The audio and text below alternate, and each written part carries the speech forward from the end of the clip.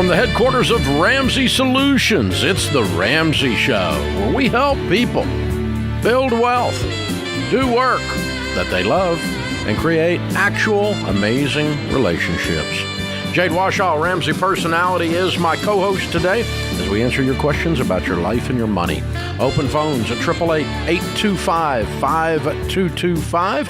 Ariana is with us in Portland, Oregon to start off this hour. Hey, Ariana, how are you? Good. How are you? Better than I deserve. What's up? I am trying to figure out how I can get my husband on the same page with his out-of-control spending so that we can have an emergency fund to fall on and pay off some of our debts that we have. Well, what is this out-of-control spending? What do you mean? My husband spends over $1,000 a month just on phone games. Oh. Phone games? Like Candy Crush? Games, yeah, on his iPhone. Oh, wow. Yes, Okay. and it's, I found out by looking at our statements. Yeah. When you say that out loud, does it sound as crazy to you as it does to me? Yes. Like this is like illness level. Mm-hmm. Last year, I'm sorry, you cut out, honey. What'd you say?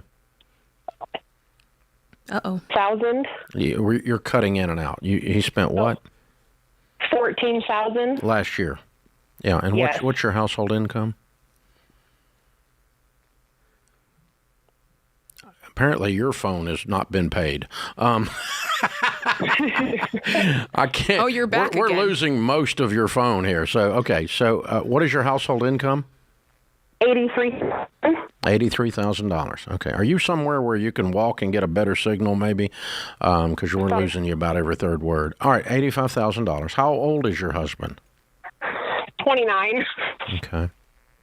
All right. I have a And we question. have a 4-year-old daughter. I have a question. It's just what I'm wondering. Something tells me this is not the only thing he's overspending on. What else is he spending crazy money on? His car. His what? His car. His car? Car. What's that? Yeah. He has a 91 Volkswagen. Yeah. Okay. Which, yeah, that just screams money right there. I'm a stay-at-home mom, Yeah.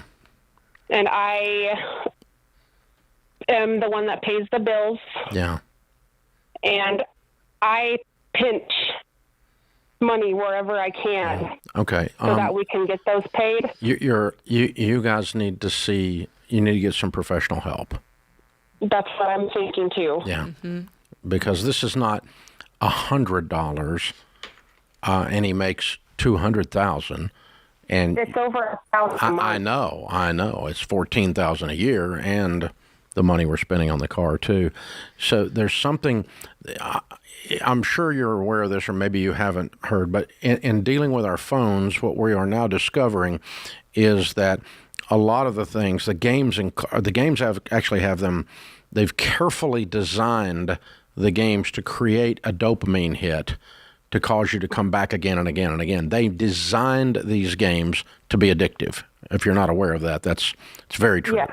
Okay. It's also true of, for instance, the way the videos now work on slot machines.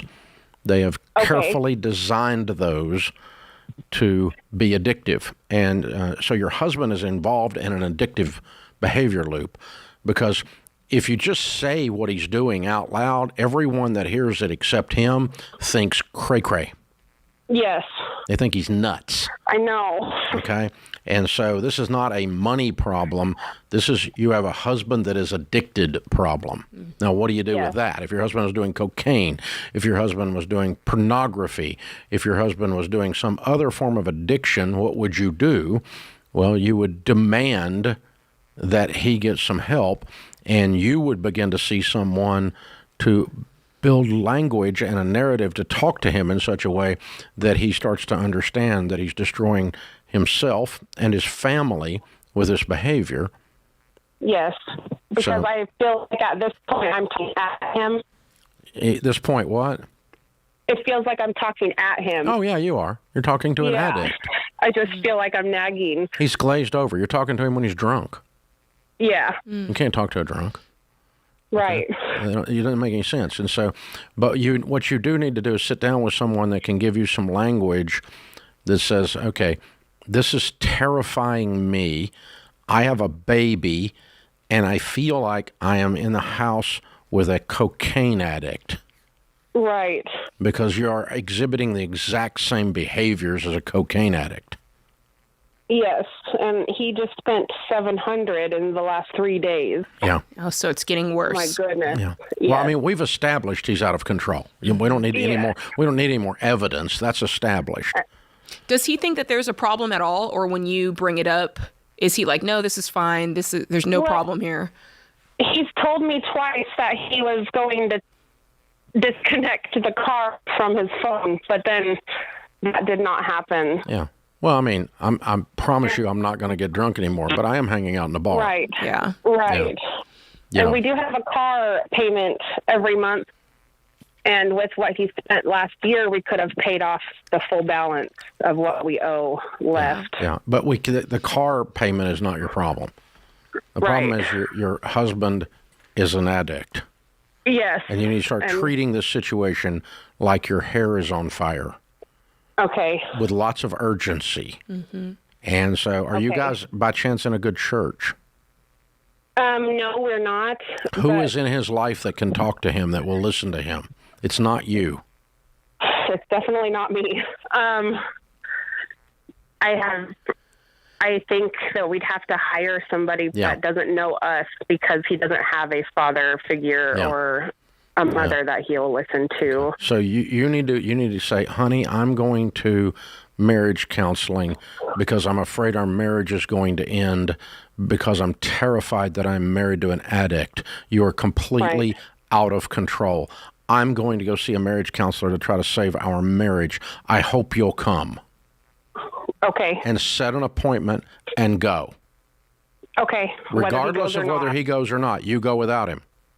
Okay. And have that person start to teach you how to speak to an addict to give you any possibility of getting through the fog of this into his brain, and he remembers that he's a husband and a father more than he is a game player on a freaking iPhone. Right. I'm sorry. I think he justifies it because he works so much. I don't care how much he works. Finances. It doesn't mean you don't. Just because you work a lot doesn't mean you get to do cocaine. Oh, thanks. Sorry, that's not how this works. I think his phone. There's not phone, a trade-off here. I think if I were in her shoes, his phone would suddenly go missing tonight. You think it would just look at you? It's almost like it ended up in the river and no one knows how it got there. I have no idea where it is. You know, after I dropped it out of the car doing 95, I have no idea what happened to that phone. Exactly. It's somewhere between one of those mile markers back there. I know that's right. I have no idea. But he'll have another one by morning if he's not well. That's true. This is The Ramsey Show.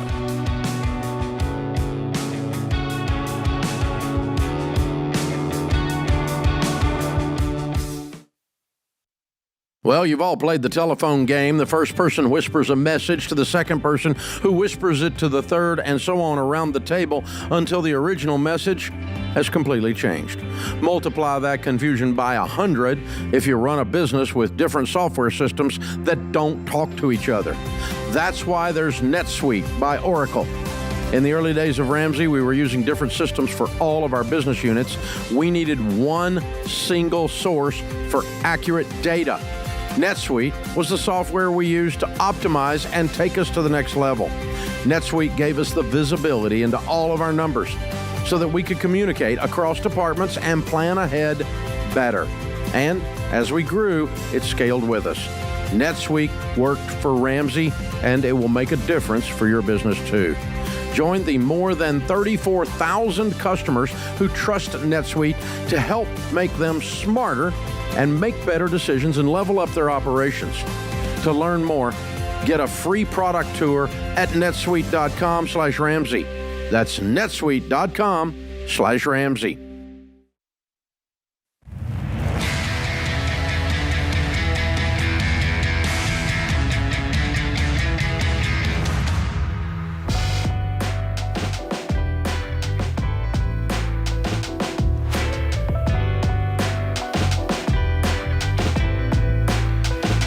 Jade Warshaw, Ramsey Personality, is my co-host today. Open phones at 888-825-5225. Josh is in Indianapolis. Hey, Josh, how are you? Good, Mr. Ramsey. How are you doing? Better than I deserve. What's up?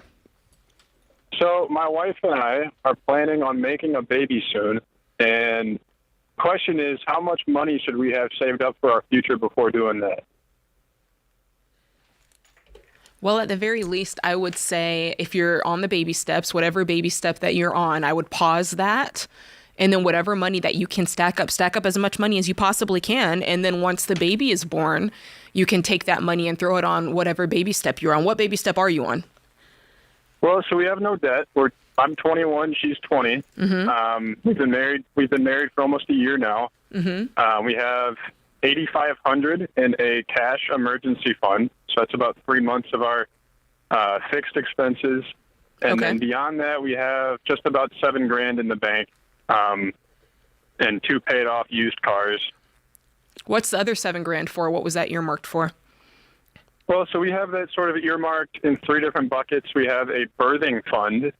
We are going to have a fully funded birthing fund of about $5,000. That's the goal. Is that like your deductible? So we're planning on doing sort of a at-home birth, which some of it will be covered, not all of it. Mm-hmm. So there's that. So we have that bucket. We have a beginning of a Roth IRA. Uh-huh.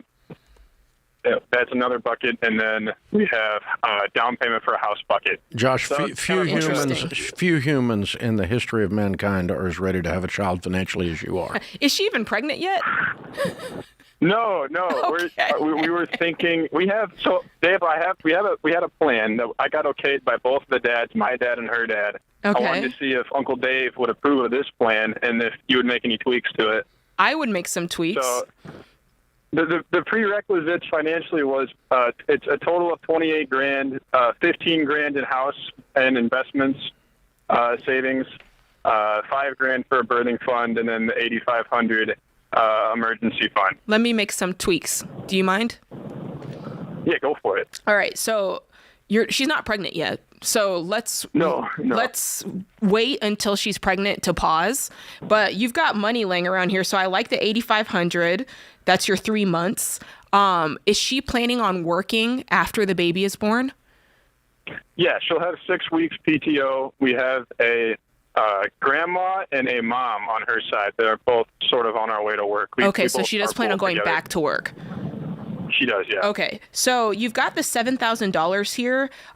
Whether or not you want to keep that for your home down payment fund, I actually think that's the best place for it. You mentioned that some of it was supposed to go into a Roth IRA. Yeah, I've been in talks with SmartVestor Pro people and Edward Jones, interviewing all sorts of people, trying to see who could manage the money the best. Okay. The minimum, it seems to be, is $5,000 to get it into one of these at least guided account management, accounts. So that's kind of the goal there. So your goal is to save for baby step 3B and do baby step 4, investing 15% at the same time. Yeah. We're Okay. saving for a down payment and would like to start investing. And Okay. Sort of, and then also, how much money just in general should we have laying around before putting a kid in this world? Yeah. You're good. Yeah, I think so too. I mean, once she gets pregnant, I like that you have some of this money set aside for baby step 3B and investing. And if you wanted to save up your deductible once she gets pregnant, I'm not mad at that either. Dustin's in Salt Lake City, Utah. Hi, Dustin. Welcome to the Ramsey Show. Hi, thanks for having me. Sure. So about 6 years ago, I received some company stock on loan that I would be able to pay off in the previous 6 years, and it's coming due, and I'm a little bit unsure if I should have them take the stock back or if I should pay off the loan. That's a very unusual transaction. Are you sure you don't have options to buy the stock? Well, I was given options to buy the stock probably about 11 years ago, and then at the end of it expired in 5 years. And at the end of the 5 years, I said, I don't have $30,000, but I'd love to be a member or a part owner of the company at that time. So you borrowed So we worked out $30,000 from who? From the company. Oh. Oh. who own? Well, no, you're obviously not the owner of the company. Okay. Oh, definitely. I mean, can you not sell the stock? It's privately owned. It's yeah. So I can't go. So out and sell it, have you been paying payments or interest on the $30,000? Yeah, I've been paying about $600 a year. What happens if you give up the stock to the money you've paid in? They just keep it, take it back. Yeah. So you're going to lose money on the transaction. Yeah, I've gone back and talked to them. They said, well, maybe this and maybe that. Maybe they'll give me stock to the amount of the interest I've paid, but nothing's definite at this point. How much has the stock grown since you've borrowed to get it? It has gone up from 66 cents a stock to $2.20 a share. But you can't do anything with it because it's privately held and it's restricted. Right. So it has no value at all to you except the cash that it creates. Have they been paying you dividends out on it while you were the owner of it, borrowed against? No dividends. Has it paid dividends to the other stockholders? No. Not that I know of. Okay. I'm turning it in. Yeah. Here's the situation. You have zero control over this, whether it makes money or doesn't make money. You can't sell it ever, except back to the company. It's a restricted, privately held company. It does not have a public exchange to it. And you have absolutely no control over its value, none whatsoever. So if they want to give me some stock, I'll take that. I mean, a free gift of anything I'll just about take, as long as it's moral. But but investing in this, you're a minority shareholder. You have zero power to tell anybody what to do with anything. You're at their mercy, at the mercy of the handful of people that make the decision whether this goes up in value due to the way we run the company and make the decision as to whether there's any dividend distribution or not. And so I don't want to own any of that personally. So, and I'm certainly not going to pay for the opportunity to sort of own it by borrowing it. No, I think we'll just let them have it back, man. It's what I would do. I have a question about this. What did he, because based on everything you're saying, this sounds horrible. What did he think he was getting? Because if he buys it, let's pretend he didn't borrow the money. Let's just say he bought into it and there's no dividends paying out. What did he think he was going to get? Well, the company, they set the stock price. Mm-hmm. It's not set by the marketplace because there is no marketplace for it. Because it's not publicly. And so when you own a company that's privately held, you think the company is going to be successful, and so the value of the stock, the stated value, went from 66 cents to $2 or something. Mm-hmm. So if he had actually owned it and could sell it for the triple, it went up triple, $30,000 would have become $90,000. Right, but he has to have a place to sell it, and that's my question. And if you get ready to sell it, you can't sell it on your schedule. You have to sell it on when they're willing to buy it back. So they got to be willing to hand him $90,000 to take his ownership portion away from him, which is the stock. So it's just you don't have any flexibility with this. Right. And let's say he wanted to leave the company, but he had all this company stock. They would buy him out. So they would have to, at that point, pony up the $90,000. Because they're not going to let a non-employee be walking around with this privately held stock, in most cases anyway. Yeah. It depends on, I don't know his exact situation, but that's, most of those things are it's tightly, closely held. Mm-hmm. That's what they call it. Privately held, closely held.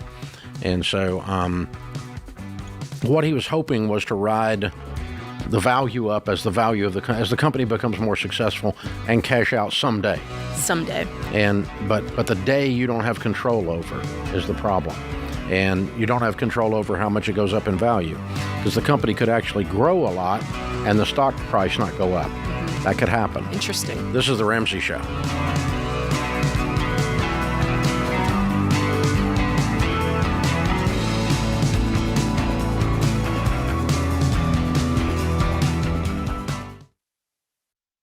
Hey folks, Dr. John Deloney here with some great news. You get to choose. Whatever you do, good or bad moving forward, the choice is yours. And when you're intentional about making good choices over time, they become healthy habits, like choosing to slow down and make time for a daily practice of prayer and meditation.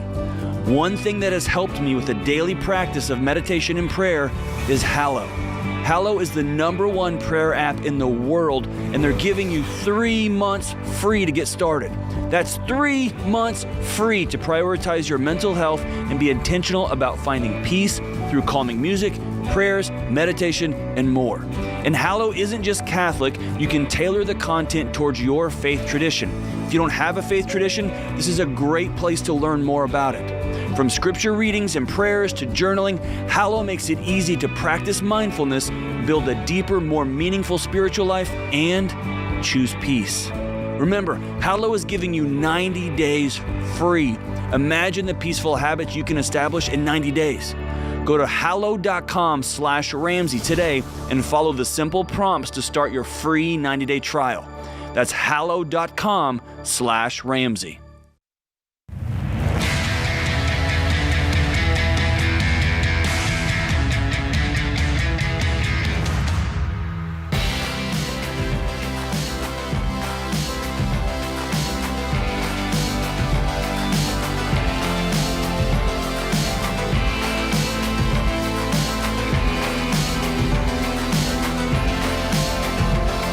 Thanks for joining us, America. This is The Ramsey Show. Jade Washaw, Ramsey Personality, is my co-host today. If you're joining us live from anywhere in America, you're joining us on Halloween. Boo. The National Retail Federation believes Americans will continue spending this holiday season despite inflation, and they have proven it. Halloween alone is expected to reel in $12.2 billion, with the average participant spending $108.24. This marks a $2 billion jump compared to last year for Halloween. Frightening. $2 billion. That is frightening. Boo. Americans are expected to spend $4.1 billion on costumes alone. Wow. Pet costumes have become a recent trend that retailers are capitalizing on. Pet owners are expected to spend around $700 million on dressing up their pets. I'm aghast. I can't get my... It's not good. It's a catastrophe. What do you think about that? Guys in the booth like that one. Catastrophe. Bada boom. Okay.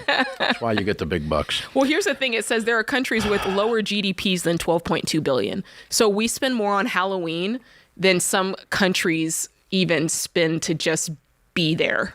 Yeah. Listen, Wow. I'm not buying my pet a costume. If you want to buy your pet a costume, that's okay. But let me tell you what you shouldn't be doing, okay? You should not be buying your pet or yourself a costume if you're whining about student loan forgiveness. Uh-oh. You should not be buying your pet or yourself a costume if you've not been generous and given more than that amount away to someone, a human being that's in need, like a hungry child. Wow. Versus your Shih Tzu with a tutu. I'm glad you said Shih Tzu. I'm just saying. Unbelievable. Yeah, I mean, it's okay if you want to dress your pet up, but if your generosity factor is lower than your personal costume combined with your pet costume, you have issues. If you're broke and your kid is taking out a student loan because you don't have any money and they're going to college, but your Labrador Retriever, or worse, your Golden Doodle, is all doodled up, Yeah. then, I mean, again, it's not, the issue is not actually the actual spending. The issue is what you're not doing while you're spending That's this. right. Yeah.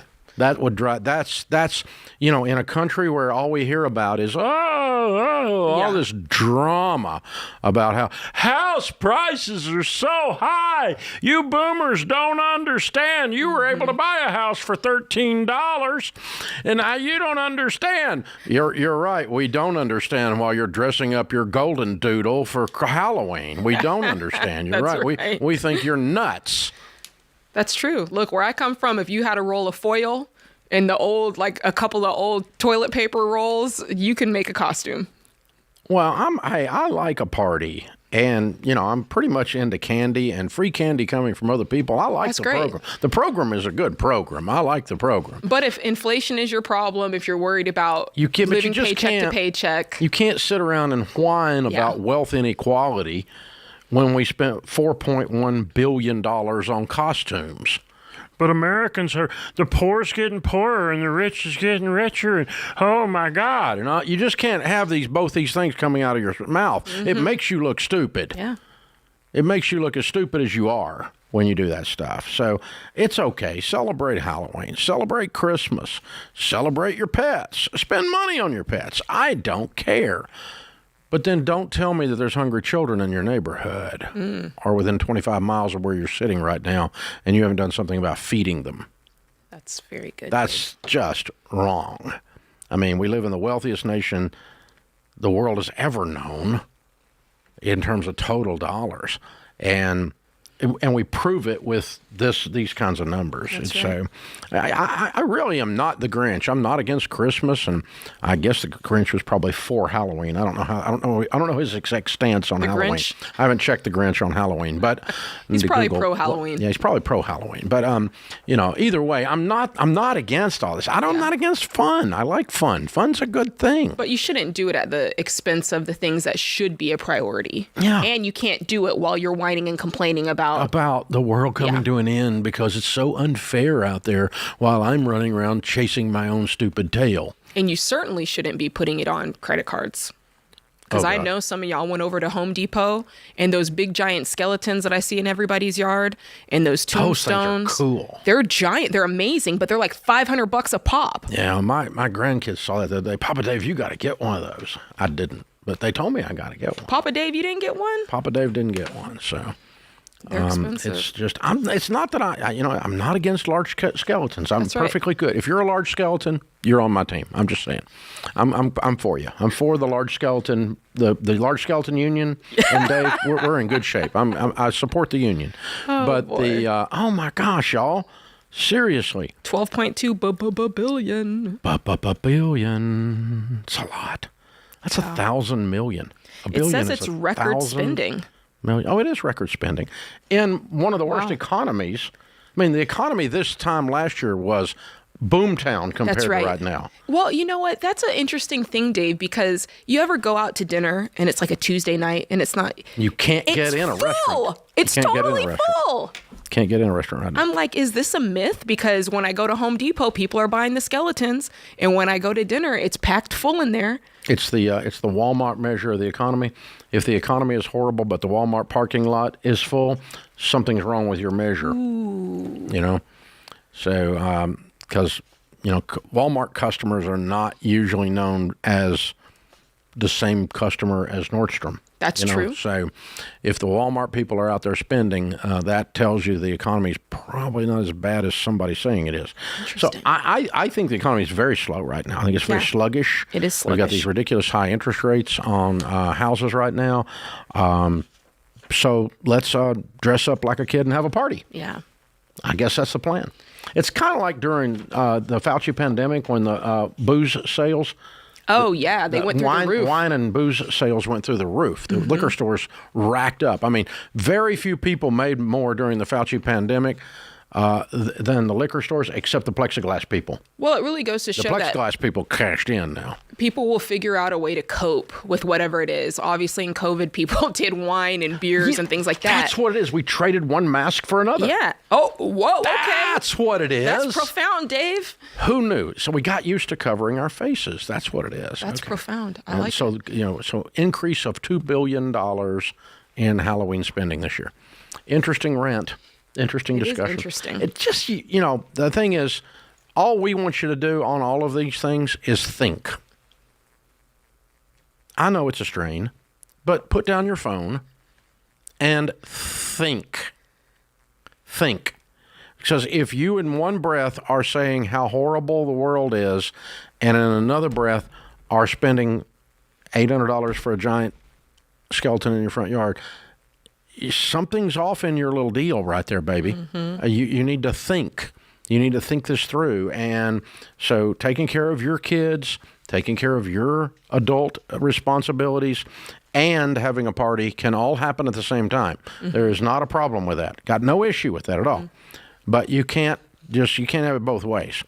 Not and look intelligent. I mean, you look foolish when you try to do it both ways. It doesn't play through for you. So consumers will be shopping early for festive decor and other related items. Retailers are prepared with the inventory to help customers and their families take part in this popular and fun devil worship. I mean, tradition. You sounded like my parents. Couldn't resist. We made it too easy. It's an underhand pitch. It was. Yeah. This is the Ramsey Show.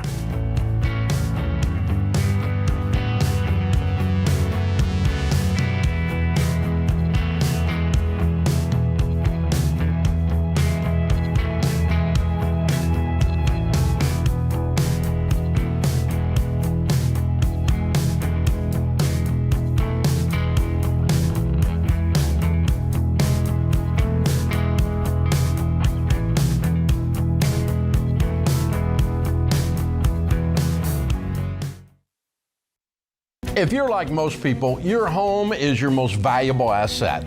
And when you want to make improvements, it can feel like everything costs too much or takes too long. But something as simple as custom window coverings from Blinds.com can completely change your space and add value to your home.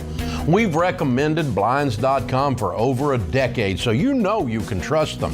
From blinds, drapes, and shutters to motorized shades, they make it easy and affordable to upgrade your entire home, and their team is ready to help with everything from design consultation to measuring and installation. Plus, there are never any misleading quotes or hidden fees. Everything's backed by their 100% satisfaction guarantee, and shipping is always free.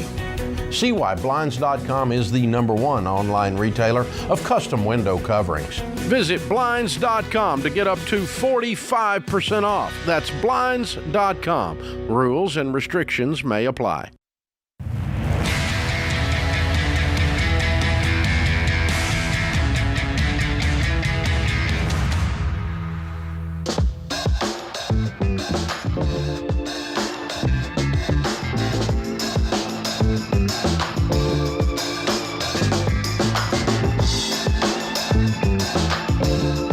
Jade Washaw, Ramsey Personality, is my co-host today. Kyle is in Nashville. Hi, Kyle. Welcome to the Ramsey Show. Hey, Dave. It's an honor to talk to you. You too, man. What's up? So I have two questions today. One is a little bit more straightforward. The other one probably a little bit more complex. So the short one is, so I'm 29. I have a 7-month-old baby, and I have another baby coming in May. Yay! Which is very exciting, yes. But with that, I'm struggling to figure out, given that and also being an entrepreneur, like, I feel like I should have more than 6 months emergency fund saved. So I'm trying to figure out what's the right number there, and I'm kind of feeling like no matter where I get it to, I feel like it's not enough. So I'm curious. What event in your mind could occur or would occur that would require more than 6 months of your expenses to be covered? You know, as an entrepreneur, I feel like I'm always thinking worst case scenario. So I'm like, if there's a big recession, or who knows if all of our business goes away. What is the likelihood you're going to go 6 months with zero income? Probably pretty unlikely. Yeah. Because as an entrepreneur, you would get a job. True. Before that happened, right? Yes, sir. Or you close that business, start another one. I don't know. But I've been an entrepreneur my whole life. I've never gone 6 months without an income. I've never gone a month without an income. Yeah. True. And I've been through some pretty catastrophic bull crap, but I still didn't go without an income. What do you do? What's your self-employed work? What do you do? I have a video production firm. Does your business have savings? It does. We try to keep 3 months of runway on hand in cash. Yeah, then I think you're good. I think if you have your 6 months. How old are you? I am 29.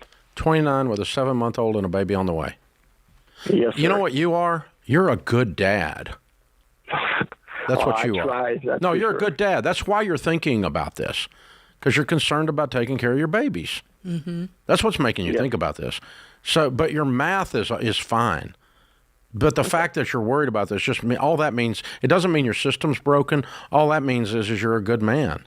You just looked around and went, I've got responsibilities and I need to act like it. Mm-hmm. So you're good. You're good. Okay, awesome. And so with that, if I have extra in my current emergency fund, should I reallocate that towards something else, put it into investments, put it on the mortgage, or just curious? It's not going to kill you. What kills you is the concept. Okay, let's say you had 7 months instead of 6 months, and you didn't reallocate it. That's not going to keep you from becoming a millionaire. You understand? But yes, continually adding to that and looking up, and there's $107,000 in there because you continually haven't dealt intellectually with this emotional concern, then you've gotten yourself over into stupid land at that point, right? Yes, well, I feel like I am in stupid land because that's exactly how much I have in my emergency fund right now. $107,000. I have it in a high yields account, but yeah, I'm like, hold on. Oh, wow. In what planet is $100,000 6 months of your expenses? It's not. I was shooting for a year, and I justified it by saying, "Hey, well, I'm self-employed. My wife's only working part-time now, so I should have more than the normal person." So, on what planet is 50,000 6 months of expenses? You have $10,000 a month of expenses? Well, that kind of leads into my next question on whether or not my wife and I need to downsize our house. But how much is your house payment? House payment is $4,200. Okay, what's your household? Okay, then 50,000 would be there. Okay, huh? All right. Yep. And so with that, what do you make a year? So with bonuses, take home is between like $300. No, honey, you own the company. What's your taxable income? That's it. It's what? So my personal take home pay combined with my wife, our take home after taxes is $300 to $350 a year. Way to go. Okay. All right. Then maybe 100 is not too much. If 100 represents 6 months of expenses and you have 48,000 that's annualized. No, you have 24,000 is your house payment for 6 months. Mm-hmm. Yeah. So 50 or 60 grand's probably enough. Yeah. The point is you can't keep doing what you're doing and you can't make 100 into 200. Into 300, into 400 in savings and high yield savings. That doesn't make it smart. High yield savings isn't even keeping up with inflation. Mm-hmm.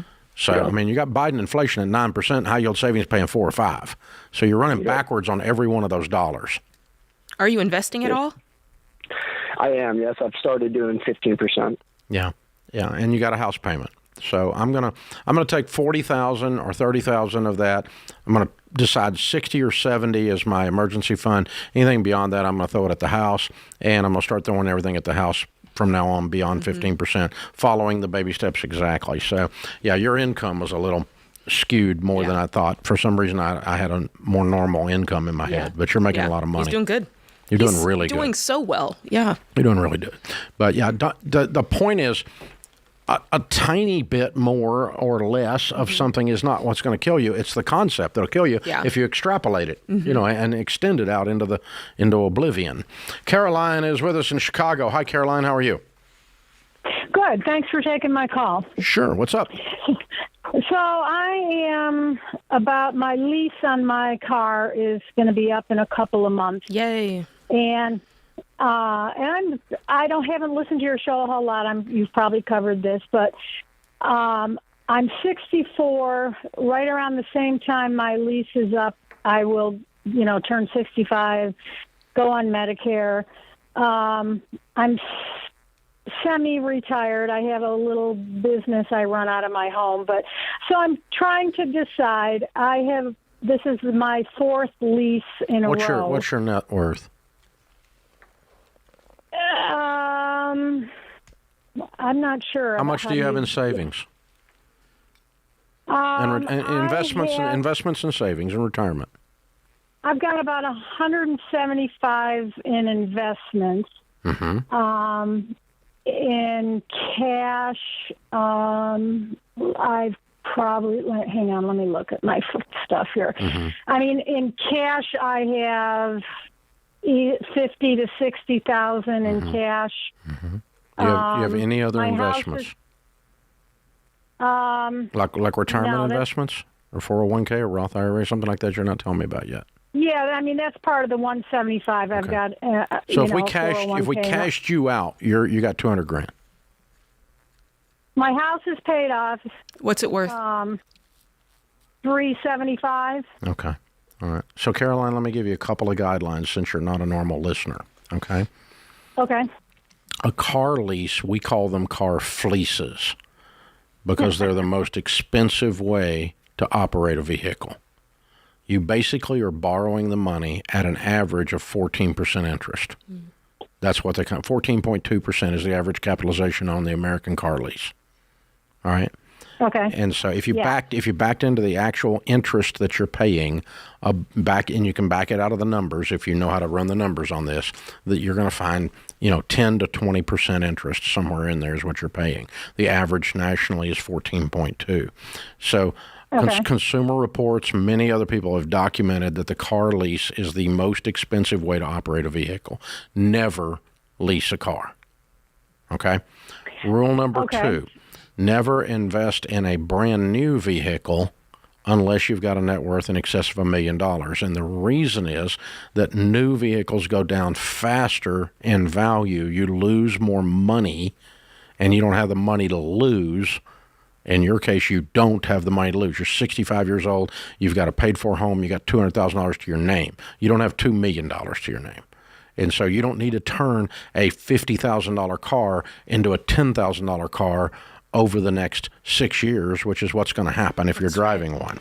So buy a 1 or a 2-year-old used car and pay cash for it for the rest of your life, unless you inherit some money or get some money and end up with over $1 million net worth. Do not buy new cars, folks. You can't afford the loss. And you certainly can't afford to lease them and get fleeced. It's the most expensive way to operate a vehicle. Drive a 1 or 2-year-old car, they're perfectly fine, and pay cash for them.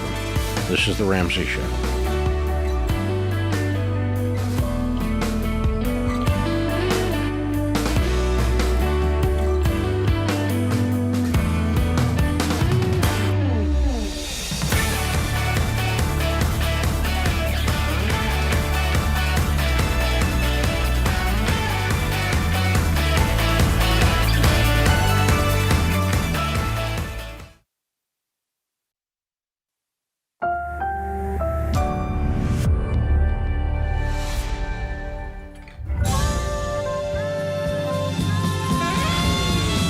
Live from the headquarters of Ramsey Solutions, it's The Ramsey Show, where we help people build wealth, do work that they love, and create actual amazing relationships.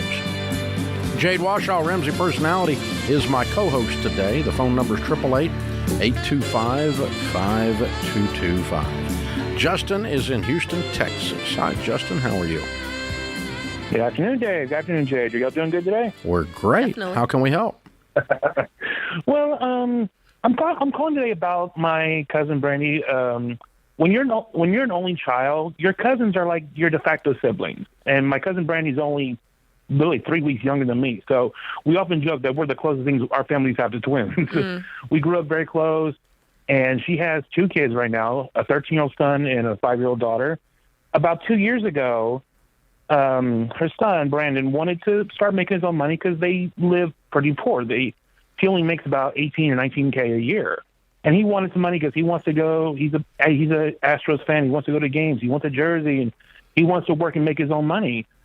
And he actually hand wrote letters, and there's this neighborhood next to the apartment they live in. He went around distributing these handwritten letters. Hey, I'll mow your lawn for $40. Give me a call. And he started getting calls. He borrowed my lawnmower for a while, started making his own money. He bought his own and even looked up YouTube videos on how to take care of it, how to oil it and take care of the blades. And I was so proud of them for taking this initiative. Cool. Well, a little while later, the money he had in his drawer from working, his mom took it, saying, well, no, what do you mean? I didn't know you had this much money. We got bills to pay. And so much so, he started hiding what he was making. Yeah. About a year ago, he actually had enough saved to buy a riding lawnmower. He bought it from a pawn shop for about $900. And again, I'm thrilled with him. He's looking up YouTube videos, taking care of it, how to maintain it. And he borrowed my flatbed trailer just so we could keep it at the house. So that way, whenever he had a client, I would help him out on the weekends. I would just go over there, hook and book. And so Mom is going in there and taking his hard-earned $10, $15. I'm afraid it's worse than that, Jade. How much is he making? It doesn't matter. $40. It doesn't matter. Yeah, the fact that she's... And about 6 weeks ago, he came home from school, and the mower's gone. She sold it. Ugh. Saying that, quote, we needed to pay bills. She sold it for $500, and this. So she's making like you said, $18,000 or $19,000 a year. Is that what you said? Yes. At this why? Point, do you know? He's devastated. She works as a hotel desk clerk, but it's not at a fancy hotel. It's like one of these mom and pop things on the east side of Houston. And at this point, whenever he comes home, his mower's gone. He's crushed. He's devastated. I go over there because I'm that close to them. I care about him. I want to find out what's going on. Mm-hmm. All she tells me is that we need to pay bills. I need $500. So, sorry, I had to tell him. And she's unapologetic about it. And at this point, he's crying right there. His eyes are like cherries. He's devastated. He just stands up, walks to her and says, I can't be your son because you're not a mother right now. You're a monster. And stormed off. Wow. And he might have thrown in a 4-letter word or two, which I'm not going to say on radio. And at this point... So you're standing there witnessing all this to this lady who's like your sister, and you said what to her? At this point, I was trying to say, why would you steal from him? What are you doing? And she said 2 things. One, you can't steal from your kid. Everything that is mine. I needed to do something. That's what was available. I had to do what I had to do. And then the second of all was, and I swear, this is a very small defense for her. That is how we were raised. That's how our moms raised us, and that's how our grandmother raised them, was whenever you start working, you pitch in, and there's no age requirement. When I got my first job at 15, the first thing my mom wanted to know was, okay, when are you getting paid? We got this bill to pay. Yeah. And we were taught not to question it. So really, I don't know what to tell them. I don't know what the, quote, Ramsey solution is on kids working, trying to earn their own money. Should they pitch in, or is their money theirs? I'm at a loss for words because I don't have kids myself. So I don't really know what to tell her at this point. I care more about their relationship. I don't think she cares what you think. Yeah, I don't think she does either. And I know she doesn't care what I think. I mean, what part of her, I think she blames me for this part because she thinks I'm instilling ideas in his head that he doesn't have to pitch in, that he gets to keep all the money. Well, like what she's saying is like, this has been a generational thing. This is the way she's been raised. It's the way you've been raised. Your grandparents have been raised, and she thinks it sounds like she thinks that this is right. And like Dave said, I don't think she cares what you think at all. Like, she thinks that this is the best way to go.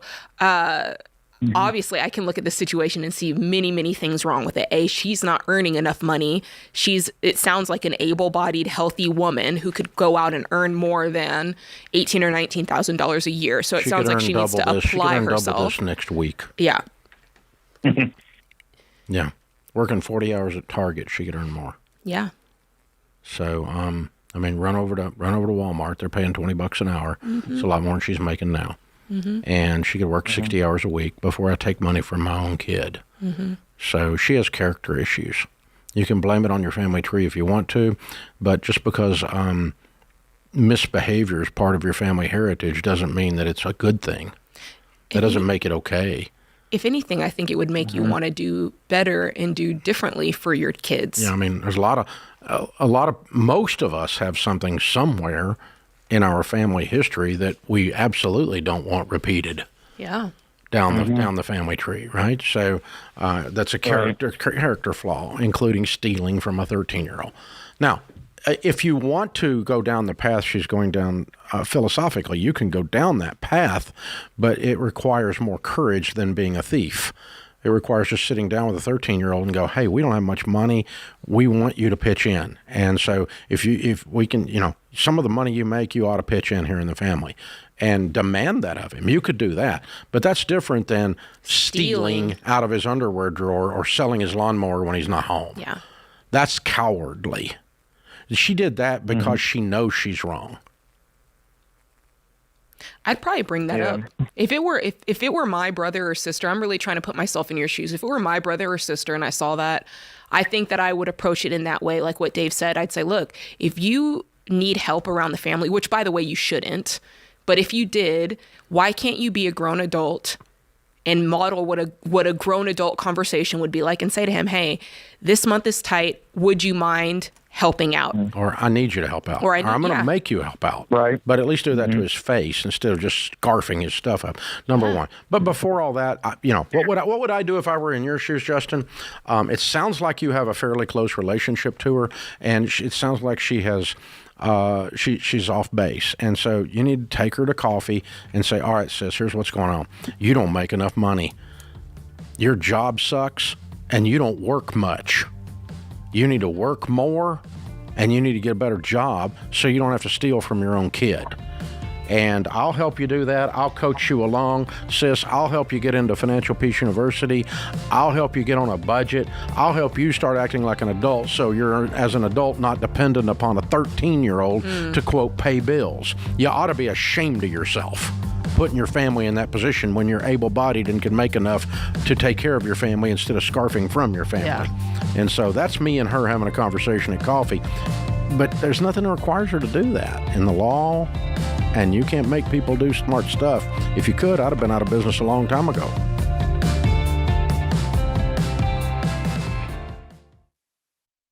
Hey guys, being free to make your own medical decisions is a big deal these days. Christian Healthcare Ministries gives members the freedom to choose the doctors and providers they want without the frustration of worrying about networks and with no waiting period to join.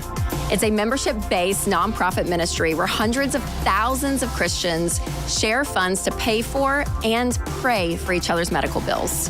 For over 40 years, CHM has helped families living across all 50 states. So see if CHM could be right for your family. Check out more today at chministries.org/budget.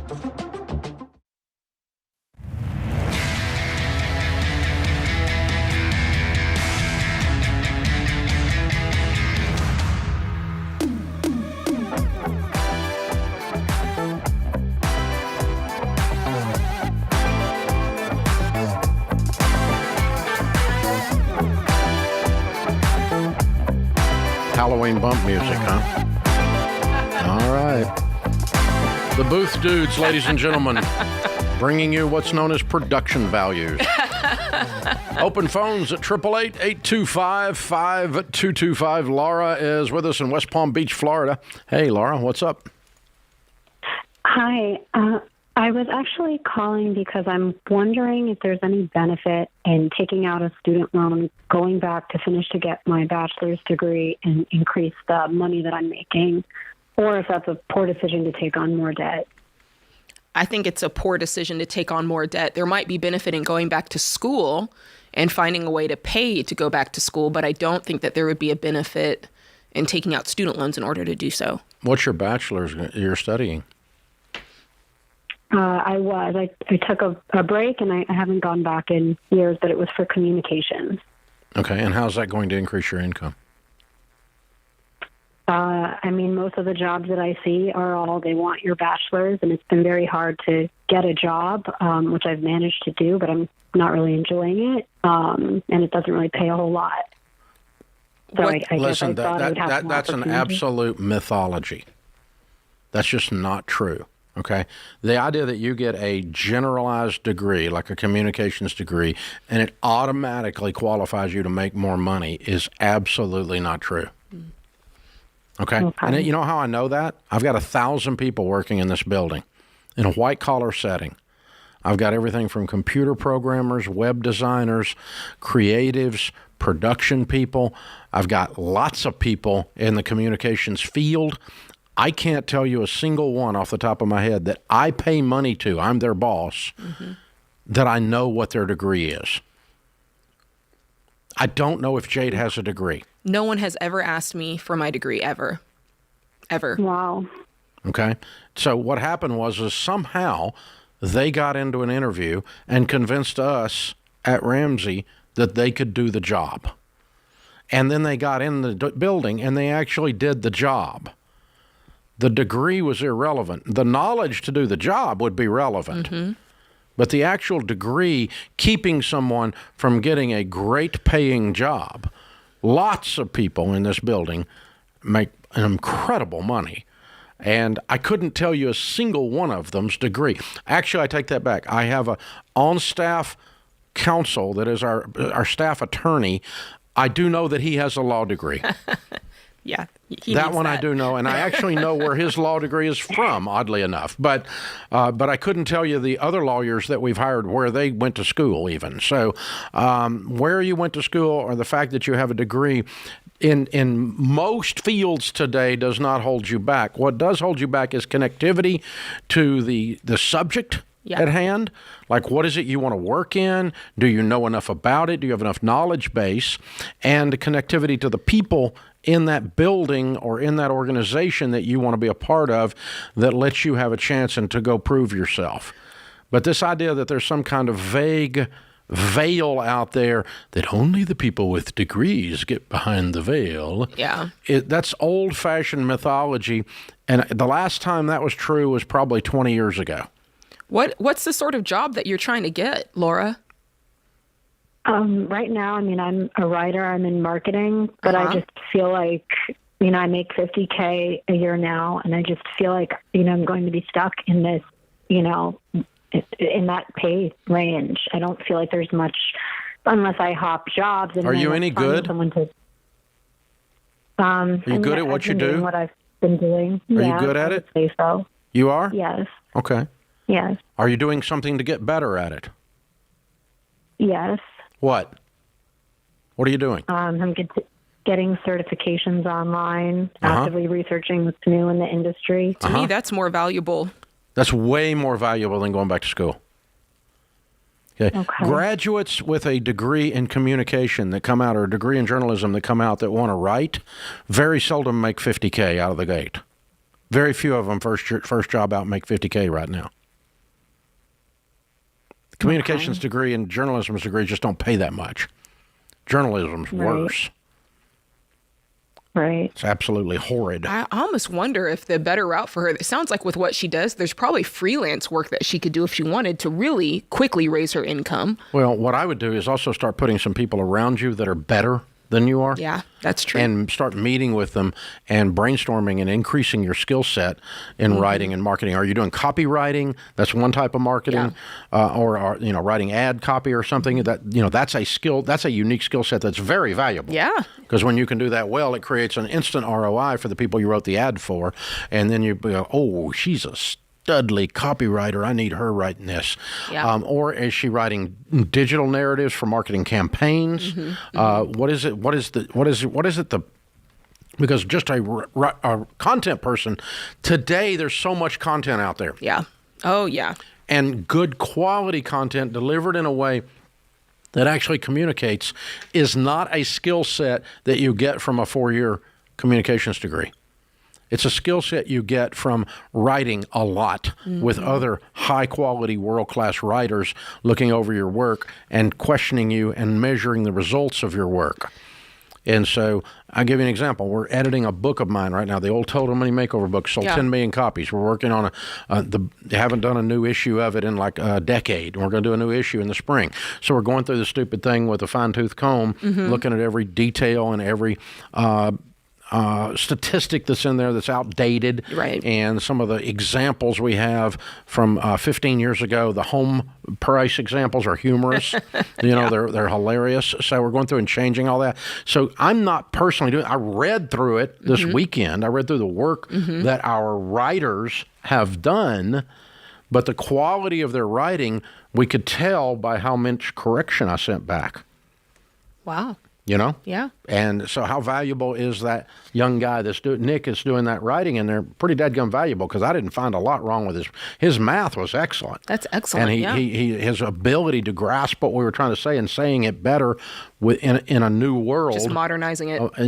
It was excellent. I mean, there's probably 800 entries in there or something like that of changes, and I probably didn't touch 100 of them. That's pretty good. Wow, that is pretty good. I mean, that's exactly what you learn to do, Laura. I mean, that's your world. They don't teach you how to do that. That's what I'm saying. If she were to go back to school, what she learns is already going to be outdated. Like, she's going to learn more getting in there, like you said, getting around people who are better than her, analyzing people's work that's better than hers. Former writers' coffee group. That meets for a Bible study or for a writer's coffee group on Wednesday mornings before work, and y'all sit and judge each other's writing and up each other's game. Yeah. And, like the songwriters do it in Nashville all the time. Oh, yeah. The number of people that write a hit song by themselves is unusual. It's very unusual. It's always a group. It's almost always I've got a buddy of mine I sat down and I had this hook and he added this lyric. Yeah. And that melody shifted. And I've heard that story from songwriters in Nashville thousands and thousands of times over the years. And it's all there was they got in a room and made each other better. Yeah. Or if she starts freelancing, that'll tell her quickly because people aren't afraid to give you that feedback. Or if she's having trouble getting work, that would also indicate. So, Laura, all of this is not to correct you. It is to encourage you. You don't need to spend a dime on a 4-year degree. I wouldn't. I would spend a ton of effort in getting better. I agree. All of you out there, the knowledge currency is what's important. Knowledge is the currency that gets you in the door, keeps you in the door, and moves you up the ladder. Knowledge. So how do you get in the door, move up the ladder? You get more and more knowledge. So you're always adding knowledge. You're always adding tools to your belt the rest of your life. If the last time you read a nonfiction book was when you were in school, you're failing. You're destined for mediocrity. Read a nonfiction book, particularly in your area of expertise, for God's sakes. Amen. Lean in, learn something new. Learn something new. Hey, when I started Ramsey, they hadn't invented the internet yet. If I hadn't learned something new, most of you 20 million people wouldn't even be out there right now. You have to learn something new all the time. Every day, every week, every year, you got to get better. You're the answer. Knowledge is the currency, boys and girls, not degrees. This is The Ramsey Show.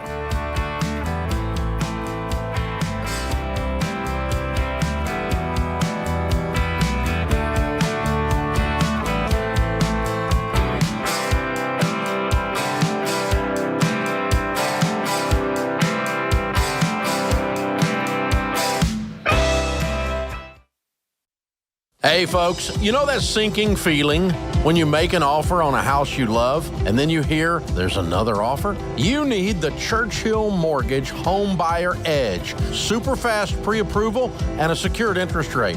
Plus a $5,000 seller guarantee gives your offer the best chance of being accepted. The Home Buyer Edge from Churchill gives you an advantage over those other guys. Go to churchillmortgage.com today to learn more.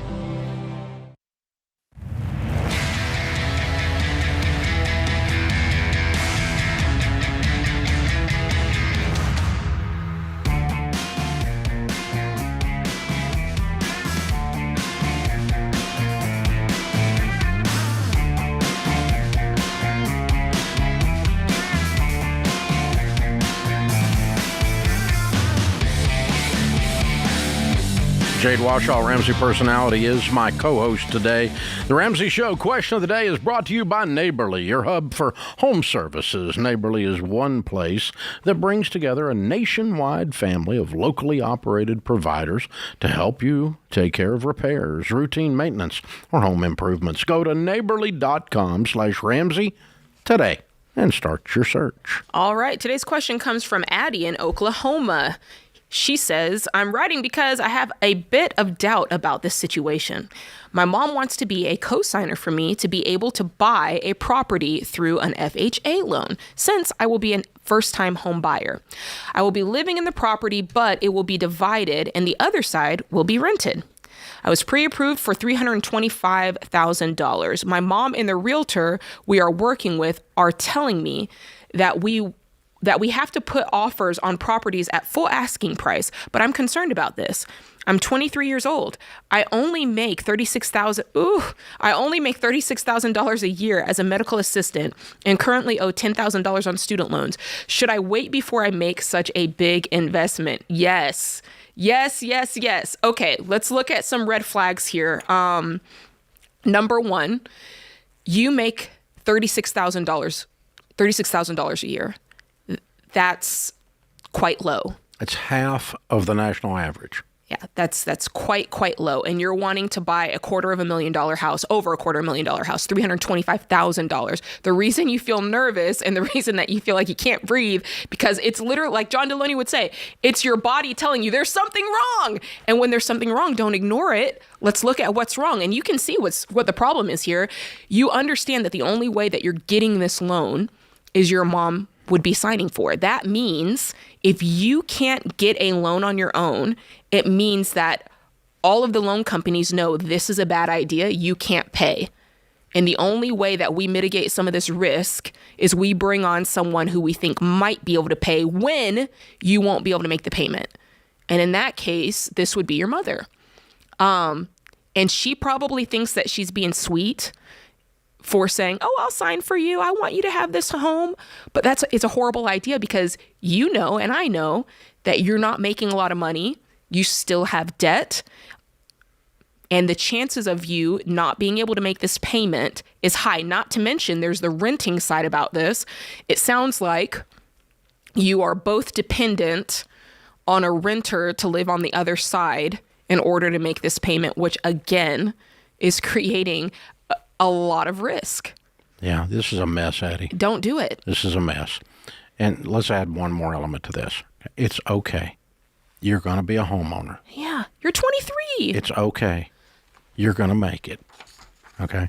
But your mom has been controlling this entire conversation. Yeah. And maybe it's time that you just said, Mom, I love you, and I'm just not going to do this right now. And that's going to do a lot of things for you and your mom. One is she's not going to get to control you with the purchase. She and the realtor are telling you what to do. Do you not hear that? It was very clear in the language that you used. You're being treated like a little girl. Mm-hmm. Like your mom's pretty. She may mean well, but she's pretty stinking controlling here. And she loves the fact she needs to co-sign. She loves the fact that you are dependent upon her, because now she gets to tell you what to do even more. Mm-hmm. So you need to break free of Mommy. Mommy needs to be a grown-up, and Addie needs to be a grown-up. Yeah, because what happens... And need to be separated from Mommy and enjoy Mommy as a peer, not as a controlling mother of a 23-year-old treating you like you're 13. You're not making a decision in this entire thing. Every one of these decisions are being made by someone else and pushed upon you. Mm-hmm. You need to stiff arm this back, step back, breathe, get you a nice little apartment and a great life. And let all those people go do their little lives. And then when you get ready to buy a house, you'll be in a position to buy a house. Yeah, because only two scenarios come of this. If she went through... No, it's bad. It's all bad. If she doesn't make that payment... her mom's lording it over her. Her mom's going to tell her when she can take vacation because she co-signed the loan. I'm telling you, I smell control freak a mile away, and I've got a good nose for it. Courtney's in Oklahoma City. Hey, Courtney, what's up? Hey, Dave. Hey, Jade. How are you guys doing? Better than we deserve. Well, how can we help? So, first of all, Jade, I'm a huge fan. I've seen your Debt-Free Scream about 100 times. It's fascinating to me. Awesome. It's awesome. It is awesome. I've been married for 12 years. My husband and I have 3 kids. We have almost $100,000 in total debt. And we're on baby step 2. And when we pay off these small cards, that's great. That's a great morale booster. Mm-hmm. I would say it's easy, instant satisfaction. And we have some bigger balances that are coming up that I know are not going to have that instant gratification. So what I'm asking is, how can I keep morale and encouragement with my husband and I in between as we come into these larger balances that we know are going to take longer and there's not going to be some instant gratification there? Yeah. What are the biggest balances that you have? We have two $20,000 cards and one $20,000 student loan debt. Okay. That's not as bad as I thought you were going to say. What's your income? We make collectively almost $95,000 a year.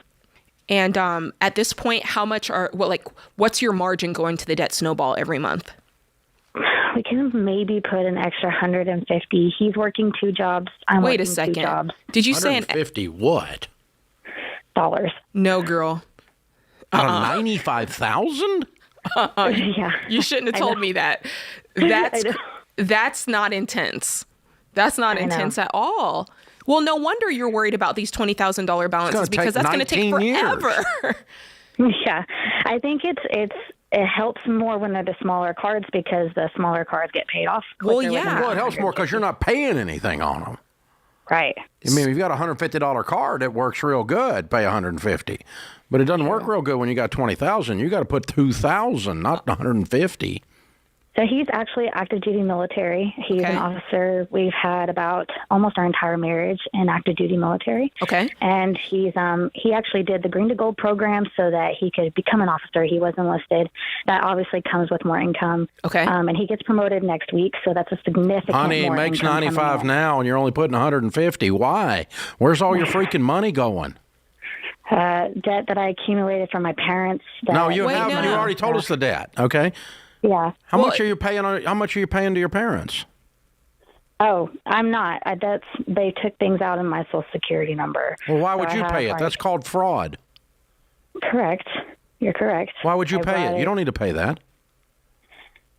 File a police report and tell the police you know where the criminal is. I'm not kidding at all. Yeah. Right. Who steals from their own kid? That's a great question. What's the amount? People that go to jail. That's who it is. Yeah. What's the amount of that? That wasn't very much, but it was probably about 10,000 of that. Okay, so let's just stop a second. Let me go back. You sidetracked me there with that ridiculous story of your crazy parents. But the deal is still this: you got $95,000 coming in. That is not all going to $10,000 worth of debt that your parents took out in your name. Where the flip is all your money going? My car payments and other. How much is your car payment? Mine's $700. Okay, what's the other car payment? His is $950. Okay, sell the stupid cars today. Those are completely asinine. Who has $1,800 worth of car payments and calls with a financial trouble? I mean, you sell your cars. Do you see how much quicker you would pay off your debt if you had that extra $1,700 freed up, $1,650 freed up? You are car poor. Have you got a Ford tattoo on your forehead? Do they own you? You should get one. They own you. Wow. And a Chevrolet tattoo on the other arm, or whatever it is. Oh my God. 900 and 700. We found your problem, Courtney. Oh, it is man. cars. You guys got car disease. They sure do. Austin, we make sure they get every dollar. Amputate the Tahoe. Shoot. Woo. This is the Ramsey Show.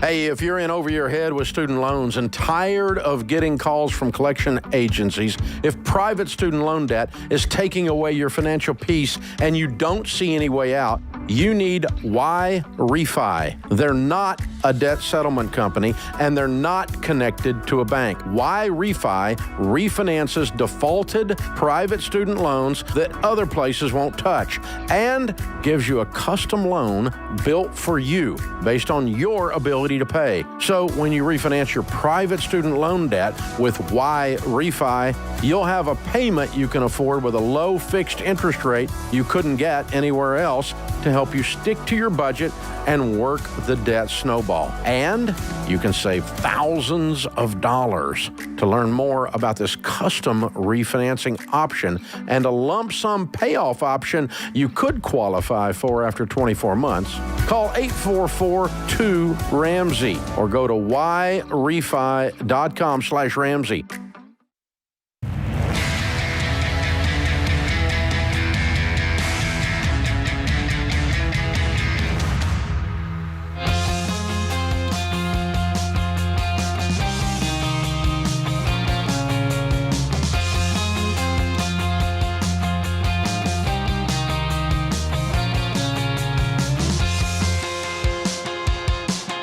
Jade Washaw, Ramsey Personality, is my co-host today. Donnie is in St. Louis. Hi, Donnie. Welcome to the Ramsey Show. Hi, guys. Privileged to talk to you guys. Sorry, I'm a little nervous. I'll give you the rundown here just in case you need all this information. Okay. I'm going to be 47 next month. Mm-hmm. My wife and I recently married. We've been together for 3 years. We each have 3 kids from a previous marriage, so 6 kids total. Mm-hmm. We are both debt-free.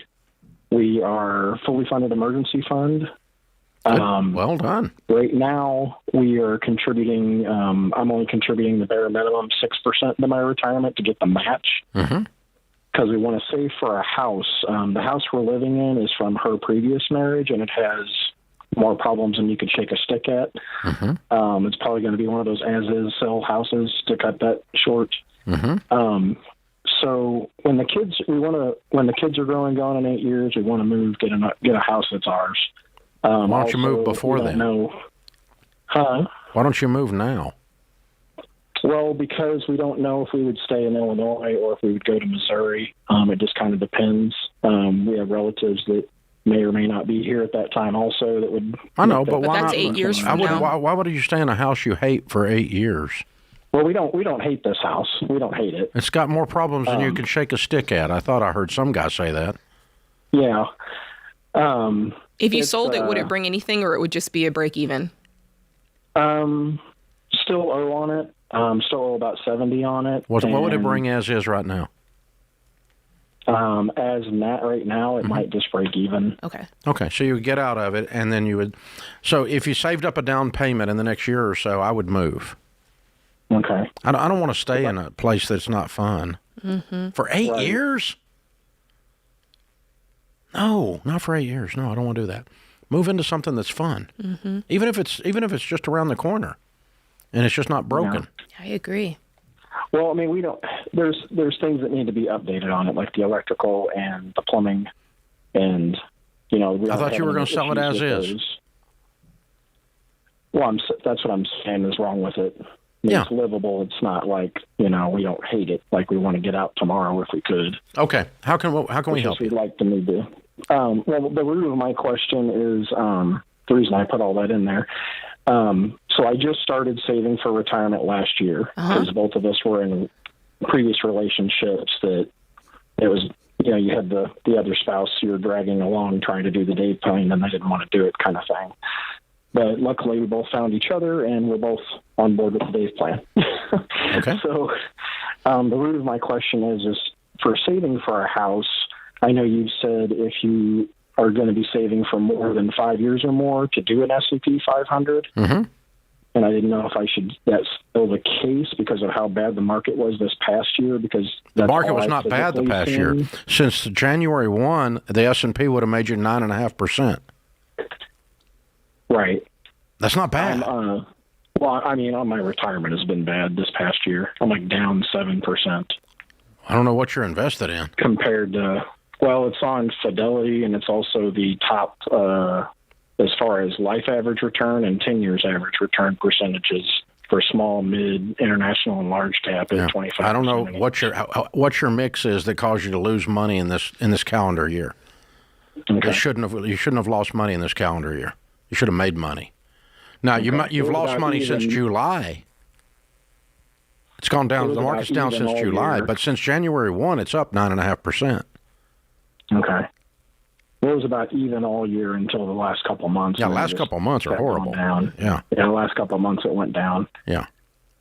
But But yeah, that's the only thing I've personally been able to see, and I see it every week because I get paid weekly, so I keep track of what I contribute versus how much it's worth. So at the end of the day, my that's point all that matters, really. is that you're making a statement about an absolute statement about the market that is absolutely incorrect. Right. Because of the way you're watching it. And so based on that, you were getting ready to do the wrong thing. Now, if you want to leave the money alone for 3 or 4 years, the S&P will be fine. If you'd left it alone since January 1 to now, you would have made almost 10% on your money, even though since July the market is down. And so I've got money parked in an S&P, but I can afford the up and the down. Even if you lost some money, it's not the end of the world in your whole scenario here. If you want to use the S&P, as long as you can handle it, that's fine. But the way your brain's working on the market, I'm not sure you should do it. He should just put it in a high yield savings account. And I want to call out, if you're planning to have this money or save for the next 5 or whatever years, if you're planning to do your plan, I would not stay at 6% on your investing for that long, by the way. At some point, maybe after year 2, I'd kick it up to 15% and save up for your down payment a little slower, because I don't want you only doing 6% for the next 5 to 8 years. And by the way, I just pulled it up for the fun of it. The S&P for the past 5 years is up 53.91%. Well, there you go. So that would be almost 11% a year. Love it. Okay, for 5 years. That's the average for 5 years. So the last 5, as of today. But since July this year, the market is down. Sure. And because what we're seeing the high interest rates under the Biden Fed that are driving the housing market to a screeching halt, and it's affecting a whole bunch of other things. Retailers are really freaking out about Christmas. They're starting to worry that it's going to be a really slow Christmas. Interesting. A lot of people barking about recession, but I don't know. We'll see. We're in an election year, coming up on into an election year, so we'll see how this plays out. Well, but anyway, people spend it all anyway. that to say, Donnie, you have a perception of the market that is based on last week's paycheck. So if that's how you're going to measure it, you should not put money into an S&P. No, because he'd mess around and pull it high yield out. savings account, and then get your baby step 4 back up to 15%, as Jade said, because you're not doing this short term. You don't want to be out of 15% in baby step 4 for longer than 2.5, 3 years. And what you're describing here is 8 years, and so you need to be fully invested in your into good mutual funds in your retirement. Do you think he was trying to save up and pay full out cash for a house? I don't know. Because I'm like, an 8-year plan, that's aggressive. I don't know. They've done really well, but that old house represents a bunch of stuff I don't like personally. Ruth is in Macon, Georgia. Hi, Ruth. How can we help? Hi, Dave. Hi, Jade. The reason I'm calling in is because my husband and I have been on baby step 2, not as intense as we should have been. We're kind of starting to pick it up, but I'm due with a baby in 6 weeks. And y'all have always said to, when you get to that point, pump the brakes and just save up. Yeah. So that's what we're doing now. But, come January, after she's born, barring any complications, we'll start back intense again. No, intense for the first time. Well, yeah, intense for the first time. Okay. We still had a reduction this year. It just wasn't where it should have been. Yeah, but, that's not anyway. intense, yeah. Anyway, so my question is, I owe about $22,000 left on my car.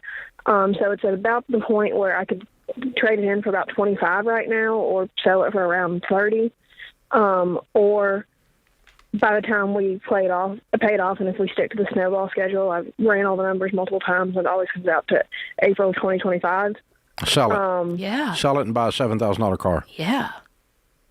Yeah, because we're just at the point where it's like, we want something that's dependable. $7,000 cars are dependable.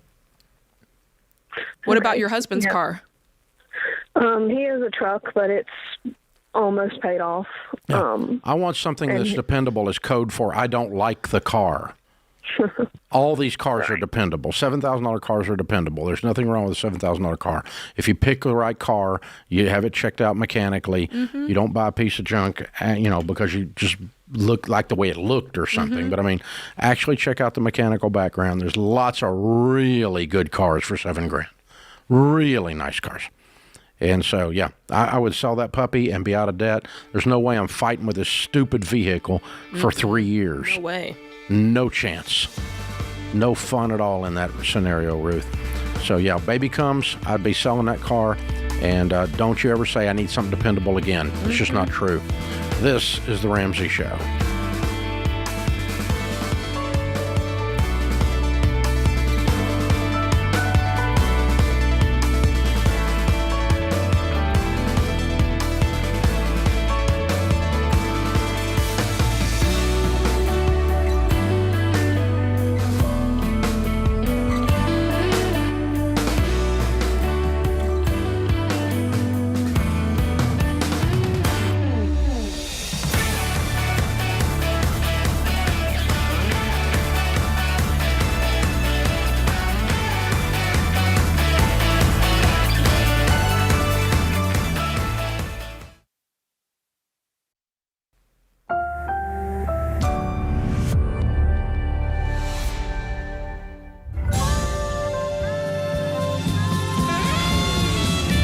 Live from the headquarters of Ramsey Solutions, it's The Ramsey Show, where we help people build wealth, do work they love, and create actual amazing relationships.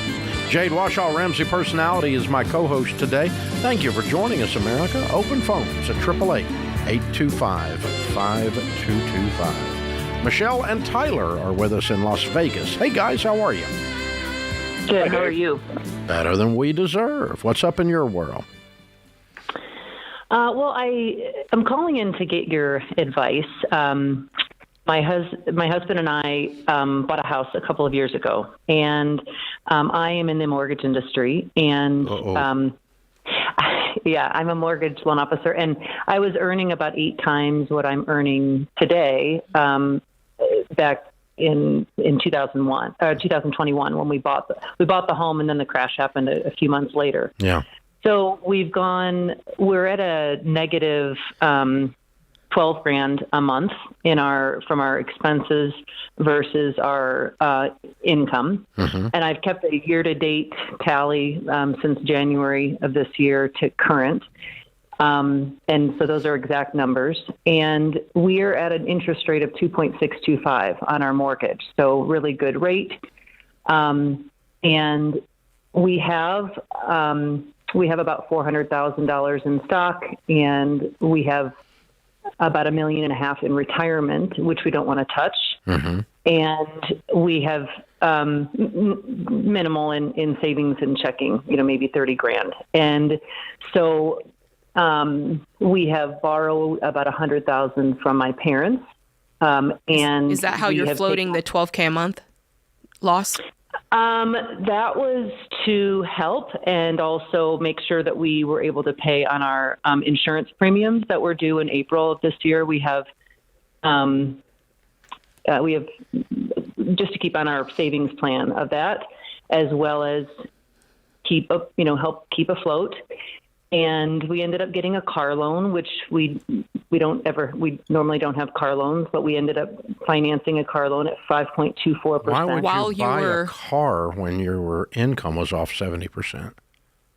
Because our car the lease was up and the payment was quite high, and so we also okay. What's your home worth? $3.5 million. Okay. What does Tyler make? Tyler, what do you make? He makes 300. 300. 2-3. Oh, his exact monthly income, the net, is $30,948. Okay. And you guys, where is all of your money going then? Because you owe what on the house? About $2,164,000. So what is your house payment?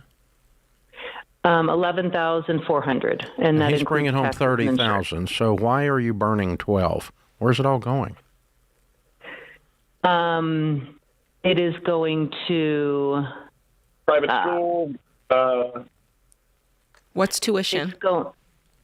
It's $4,300 a month. Yes. Okay. Where's the rest of it? Savings with our insurance premium, grocery $2,200 a month. Savings. So you're having a super expensive whole life plan. Right. That was started 9 years ago, and our 10th payment, which it's a 10 pay, was due in April. So we don't have to pay that again. Yeah, you can cancel that, and you should. It's a piece of crap to start with. But and that stinking thing's what, $5,000 or something? It's $54.16 a month. Yeah. Wow. You do. So you're borrowing money from your parents to pay a whole life plan.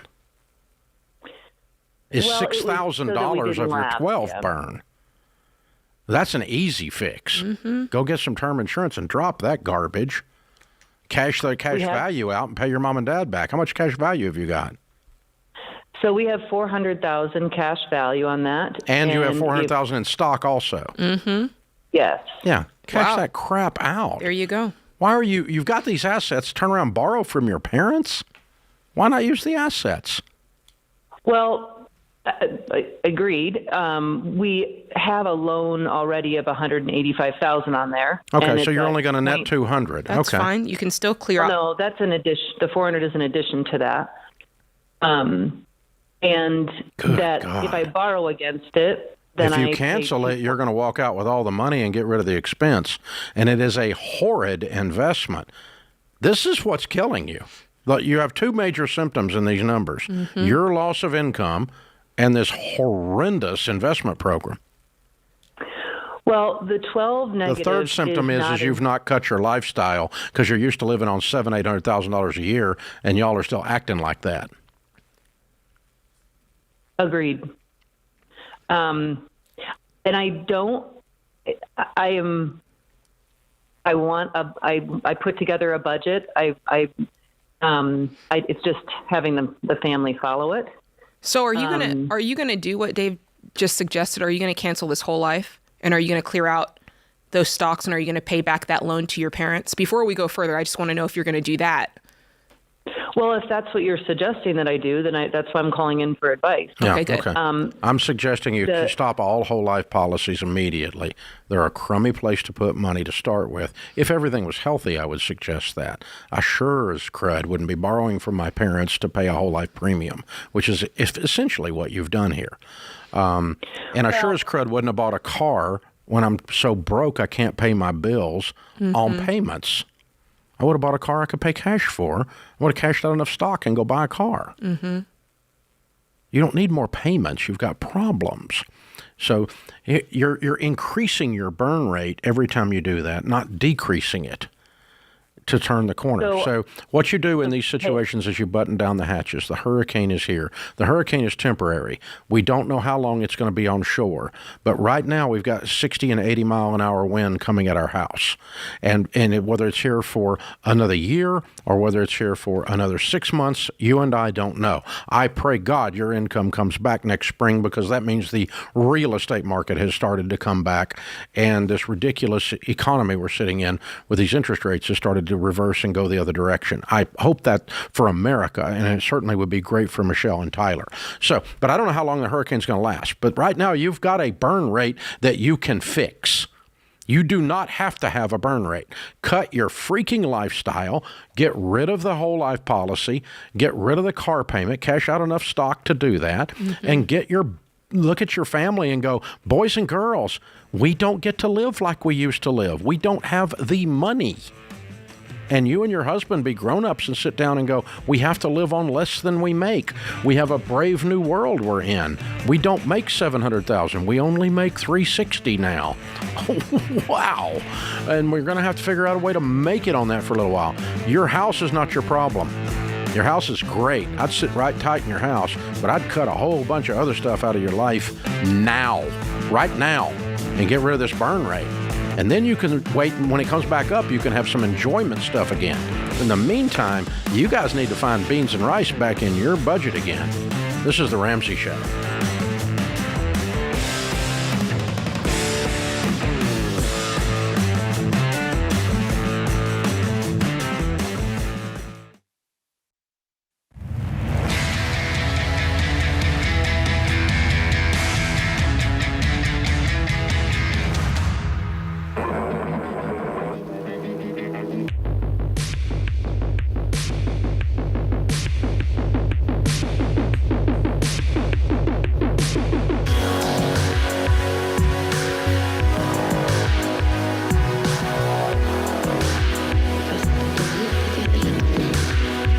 Jade Washaw, Ramsey Personality, is my co-host today. Open phones at 888-825-5225. Keyshawn is with us in Atlanta. Hi, Keyshawn. How are you? I'm good. How are you doing? Better than I deserve. What's up? Well, just yesterday, my father asked me to help him buy a house. Mind you, my father's 61. I live with him. And I How feel old like are you? This is really, I am 22. Whoa. Yeah. Why are you living with your dad? Well, right now at this moment, during COVID, I found a mentor who taught me a skill, digital marketing online, and I managed to turn it to a career. I make $86,000, and I sat down with my parents when I first got my first job and told them my ambitions and what I wanted to do. And they were fine with me just staying home as long as I paid the light bill. And when they said yes, I was like... It's 3 years ago. What do you make? I make $86,000. Why are you living at home? You make $86,000. I plan on moving out this year. Good. So like yesterday. Yeah. Yeah. You make $86,000. I know. Go have a life. So what's this got to do with now your you dad? live on your own and you're 22 and you have a career making $86,000 because we just moved you out. Now, we've got that settled. Now your dad wants your help buying a house, but you don't live there. So why does he want your help buying a house? Because he can't buy it on his own? No, my dad, all his life, they've been living check to check. He's just to give you more context, his rent is like $600, but he pays $1,000 in car payment. He pays $1,000 in car payments? Yes, between two cars. That's why he's living paycheck to paycheck. Okay, keep going. And so with all that and the things that he's told me in passing, I feel like what he wants to do would actually hurt him. Yeah. More so. Yeah, I agree. And it's just, I don't know how to, from the financial things and things that I've learned consuming, your content and other content, it's just, I feel like homeownership is like not like a real thing currently for him. And it's Correct. Like, I don't know how to frame. Well, if he's asking you... He's not asking you for financial advice. He's asking you to sign on the line to help him get a deal. Now, let's change this. Okay, let's talk about this for a second because there's two different emotional situations with your dad. Emotional situation number one is you live there. Emotional situation number two is you don't live there, which is what I'm recommending. Yeah, because once you move out, the obligation that you feel... don't have any obligation then. It goes away. Then you're sitting down with your dad and going, Dad, I love you, but I can't participate in you buying a home because I love you. I think you're going to bring harm to yourself until you get your financials cleaned up. And I can show you some of the stuff I'm learning if you want me to. If you don't want me to, and it'll help you get your house. But if you don't want me to, I understand. But I can't participate in you buying a house because I think it's going to bring you harm, and I love you, and I don't want to bring you harm. Okay. That's a lot harder to say when you live there. Mm-hmm. Hey, is he going to be pissed when you tell him that you don't want to sign for the loan? Definitely. I personally don't think he's very prideful. I don't think he's going to be pissed at all. Okay. But from what he's told me that he has saved, from all the years that he's worked, I know for a fact he doesn't have the cash for a down payment. Yeah. And I'm afraid that he's going to make a stupid decision and pull from his retirement. Yeah. And he might. And he's got a car payment that he needs to he needs to get rid of that. He needs to build an emergency fund. He needs to save a down payment. Whether you're 26 or whether you're 66, those same things apply.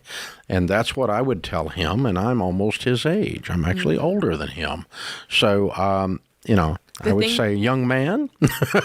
Well, the thing you have to accept is even if you frame it the way Dave so eloquently put it, even if you come to him, you say all those things, he still might go and do something stupid. You can't. And it's likely with the way he's been living his life and his age, it's likely that he will continue on that same path. And if he doesn't, you've just got to... And hear this, it's not your fault. No. His behavior is not because of you. Okay? Okay.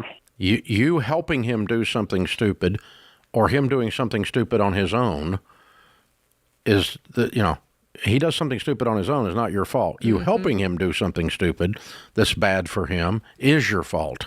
And you've identified that. You know what that is. But it's very difficult for you to tell your dad, who is 40 years older than you, no. Mm-hmm. It's emotionally hard to do that. It's doubly hard to do that when you live there. Right. Dude, when you move out and your proximity to all this changes, you'll be shocked at how little you think about this. Well, but now it's right under your nose. You know, it changes the level of obligation. Yeah. You have an obligation, an emotional obligation, toxic though it be, to help your dad. Okay?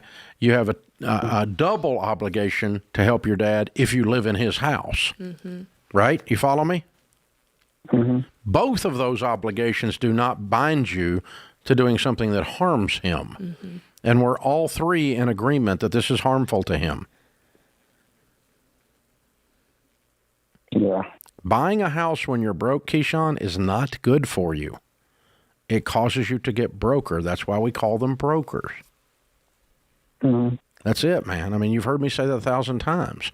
And so I want your dad to get a house, but I don't want his house to get him. And I sure as crud don't want it to get him and his newly successful young son. I'm so proud of where you are, and I don't want you to get chopped down as you're in a growth spurt. Yeah. This is going to chop you down, young man. Don't let it do that. And your dad doesn't mean to do that, but he doesn't know any different, and he's just flailing around, and he thinks buying a house is going to make everything better, and it's not. It's going to make everything worse for him. And if you get involved, it's going to make everything worse for you, and you're on a roll. You need to rock and roll and go get you a place like this week. This week, man. Go get you an apartment this week and set you up a life and get yourself strong. And then if you've got a big old huge pile of money and you got $1 million and your dad is 82 and he never changed his ways and he's still broke and he can't buy groceries, you can afford to buy him groceries. Dave, I feel like there's been a theme all 3 hours of parents just messing up. It's parents stealing money from their kids. It's parents taking out credit in their kids' names. It's parents wanting them to co-sign, whether I co-sign on that loan with you or the kids co-signing on the loan with them. It's just parents. Misbehaving parents. Yeah. So if you guys want to label this particular episode for YouTube, it's called Misbehaving Parents. Yes. What happens when parents misbehave? Man. Well, let me tell you, you screw your kids. You do. That's what happens when parents misbehave. And they have to go back. And your job in life should be to do the opposite of screw your own kids. It's sad, the energy that they have to put in to unravel all of this, whether it's having to call credit card agencies or, call the bank or call the police and say, no, it wasn't me that spent the money. It was my dad, or no, it was my mom. It's unfair. A criminal stole, because stealing someone's identity is fraud. It's a federal fraud if you do it with credit cards. It's fraud. And if it was anyone else. Criminal fraud. It's a crook. If someone does it in Russia and they steal your identity, we go, oh, the Russian mafia is a bunch of crooks. Mm-hmm. If your own dad does it, you go, well, I'm paying it back because my daddy stole my identity. Family. No, your dad is a freaking criminal. He's a crook. You need to file a police report on him. Isn't that crazy how we'll let our own family treat us? And you wouldn't dare ever let somebody on the street treat you that way. Okay. I know that's right. If it was anyone else. Misbehaving parents. Misbehaving parents. And some with just out-and-out malice. Mm-hmm. Yep, and it causes the kids to question their... She sold his lawnmower. I can't even get my head around that. I know. For a 13-year-old, I know. Wow.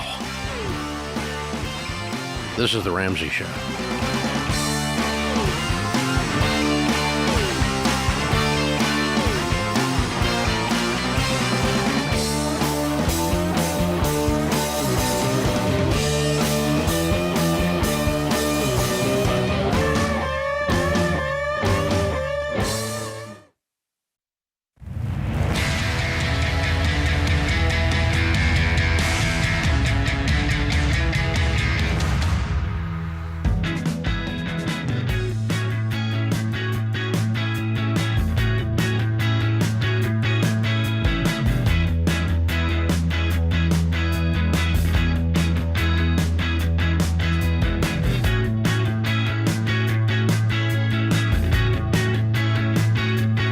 Jade Washall, Ramsey Personality. Open phones at 888-825-5225. Caleb is with us in Indianapolis. Hi, Caleb. Welcome to the Ramsey Show. Hey, Dave and Jade. How are you? Better than we deserve. What's up? So I'm 23, and I just got married a month ago, and my wife and I have been building a plan. Thank you. We would be on baby step 4 to 6, but I'm trying to decide how do we best invest as a new married couple. Well, as a new married couple, if you're on baby step 4, 5, and 6, then you would just work the plan as it is. So you would invest 15% of your income. Of your household income. So we're currently investing 10 to 11 in our separate Roth through our jobs. Uh-huh. And then we have extra money on top of that we could build that up to 15% or start putting towards a house fund. We don't own a home yet. I'm trying to decide, is it best to put that towards a house, or with the volatility of the market right now, store that away in stocks and bonds? You could definitely do them both at the same time. If you're like, hey, I want to invest 11% and put, what X amount towards a down payment, you could do that for a little while. I wouldn't do that long term. How long do you think it would take you to save up a reasonable down payment? For a house? Mm-hmm. So we actually have a lump sum on top of our 3 to 6 months that we could either put towards the house right now or throw into different savings accounts. What's the lump sum? We have $35,000 on top of our 3 to 6 months of that's actually a 6-month emergency fund with a 2-month working capital fund. Yeah. Way to go. You've That's done a good. great job. Yeah, I don't have any problem with you continuing to build some cash for a little while, but probably in the next 12 months to 24 months, you're going to buy a house. Mm-hmm. And so let's stack cash until then on top of that 35, put down a good strong down payment in 18 to 24 months, and then kick your baby step 4 up, because you'll be done with baby step 3B, which is what we call saving for a down payment on a house, if you didn't know. And then that sets you up for, back up to, or then you would get up to 15% of your income going to retirement at that point. So did you say that you have Roth 401ks? Is that what I heard? Yes. Yeah, so I split mine between pre-tax and post-tax account, whereas she puts all of hers in a pre-tax fund. I would put it all in post-tax Roth IRAs. Yeah. You have Roth available or post-tax? It's a Roth 401k. Yeah, if it's Roth, you need to do all Roth. So after you guys both max those out, are you saying that there's still money left? Yeah, he's saying 11% is going in there. And he's saying... So we are currently putting about $1,500 a month into our different retirement accounts. And then based on our current budget, we are storing away an extra $2,500 a month on average. Yeah, good for you. That's great. Put that towards the house. That's another $30,000 in a year. Mm-hmm. So that puts you at $65,000 down payment a year from now. If we were to split it, would you recommend throwing it into the mutual funds that you guys discussed? Nah. Or we put that into like some sort of bond ladder? Neither. I wouldn't do either one. I just go high yield savings, because you're going to do it in about 12 months. Okay. You get a high yield savings, because we're not trying to make a bunch of money on this. The money that's going to be in this account is coming from your pocket, not from interest. Okay. I mean, the amount of interest, physical interest that let's say you make 10% on 60,000. You made 6,000. If you make 5% on 60,000, you make 3,000. Neither one of those numbers causes you to buy a house. The number is 65,000 because you put 65,000 in there, not because the bank added 3 or 6. You follow me? Okay. So your rate of return in a short period of time, like a 12-month window, is almost irrelevant. Okay. Mathematically speaking. And so you can get caught up on, a bond ladder or, a series of or do I do the S&P?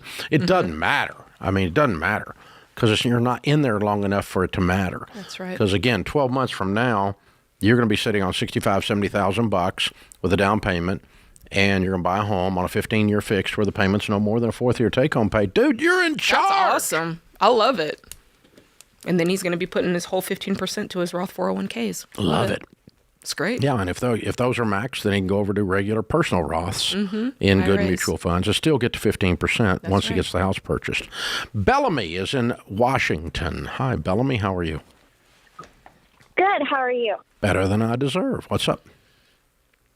I had a vehicle, and it's now my mom can't afford it anymore, and so I'm going to buy my first vehicle, and I'm going to keep this vehicle for 5 to 7 years, and so I didn't know what a good applicable down payment or amount that I should have. How old are you? I'm 20 years old. Okay. And I'm currently in college, but I have no student loan debt. All my family wanted me to get a loan for the last $3,000 this year, but I said no, and I'm paying for it myself. Great. I'm proud of you. Good work. Do you have any money at all for a car? I told my mom that I needed till December because my last school payment is in November, and it's the last bit is going to be $1,000.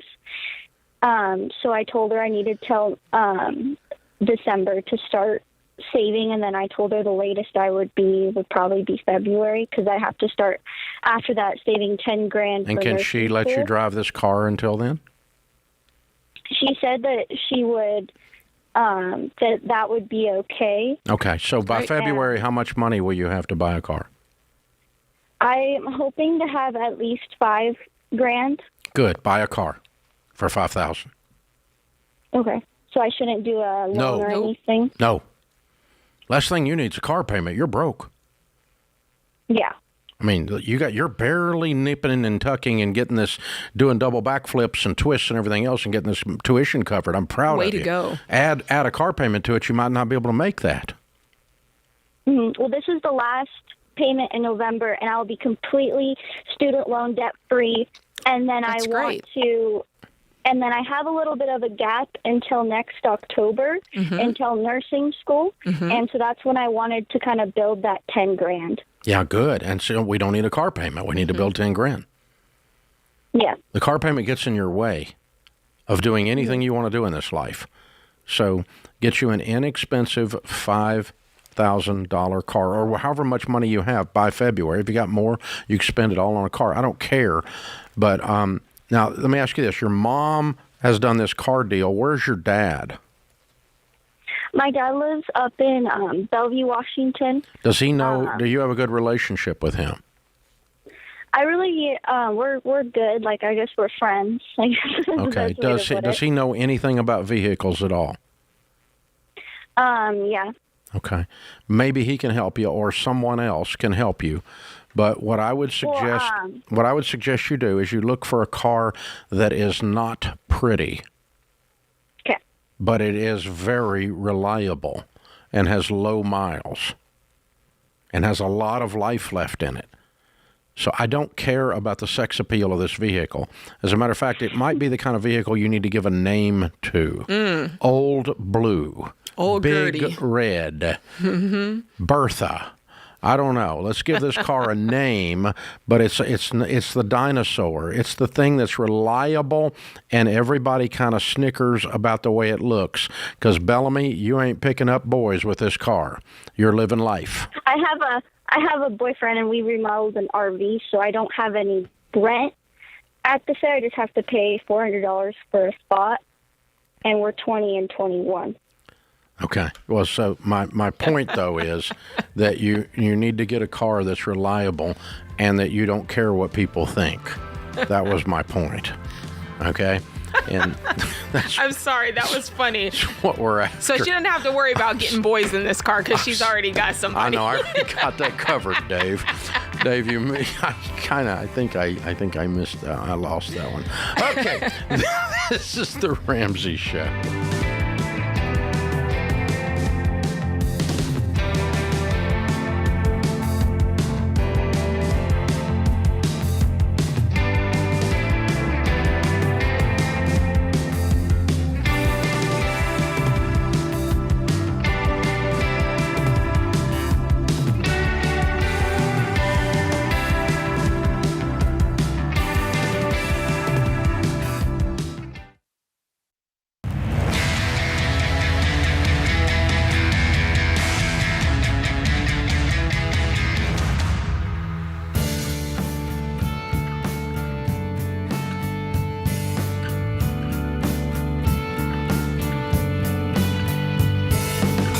Our scripture of the day, Ephesians 2:10, for we are God's handiwork, created in Christ Jesus to do good works, which God prepared in advance for us to do.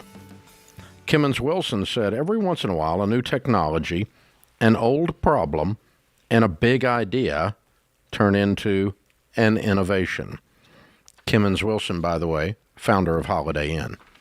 Open phones at 888-825-5225. Robert is in Atlanta, Georgia. Hi, Robert. Welcome to the Ramsey Show. Hello, Dave. How are you doing? Thank you for everything you do. Thank you. I'm surprised I got through to speak to you. I read your books. Recently, a friend of mine put them on in the gate, and I read it. Thank you. And I'm a retired military guy, and just recently retired, served 26 years in the United States military, Air Force, Marines, and Navy a little bit too. Thanks for your service. And I've been trying to kind of figure out where do I stand in your kind of the baby steps, so to speak, because I've been doing things as a military kind of guy a little bit out of step, so to speak, because of the fact that we moved so much and, couldn't buy a house and all those kind of things. So as of now, I'm like, my kids graduated from college, both of them. Great. Both of them took on a little bit of student loan, so which you said not to do. So I'm trying to help them through that. They're kind of trying to find their way to work now. I have some debt, but I'm in my second job now. I have pensions. My wife is also a retired military person, too. So she has a pension, too, as well. And she's working, too, in her dream job, her second retirement job. And I just don't know how to deal with, working debt and where I stand in as far as what should I be applying to baby step-wise. So you stand just where everybody else stands. The only thing is you have 4 sources of income going into your budget. 2 military retirements. Thank you for your service, both of you. And 2 jobs. All going on the top line of your budget. That total dollar amount is your monthly budget. And then you apply that monthly budget to living and making progress on the baby steps. How much debt do you have? $40K in a car for me. Another wife has $60K in a car. I just bought a house for $500K. And I've got about $45K in credit cards. What's your household income? I've got 300 plus in TSP.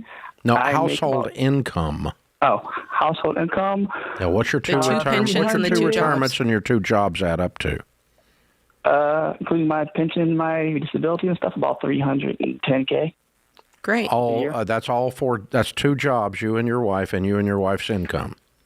Yep, that's her job, my retirement, which I get now, her retirement, and my disabilities. And she gets retirement, right? Yeah, she gets hers in about 3 years. So hers is. So she doesn't have military retirement coming in yet. Okay, so you got a $310,000 income, and you got $150,000 in debt. Yep. What would happen if you lived on $150 of that and paid the rest off in debt in a 1 year?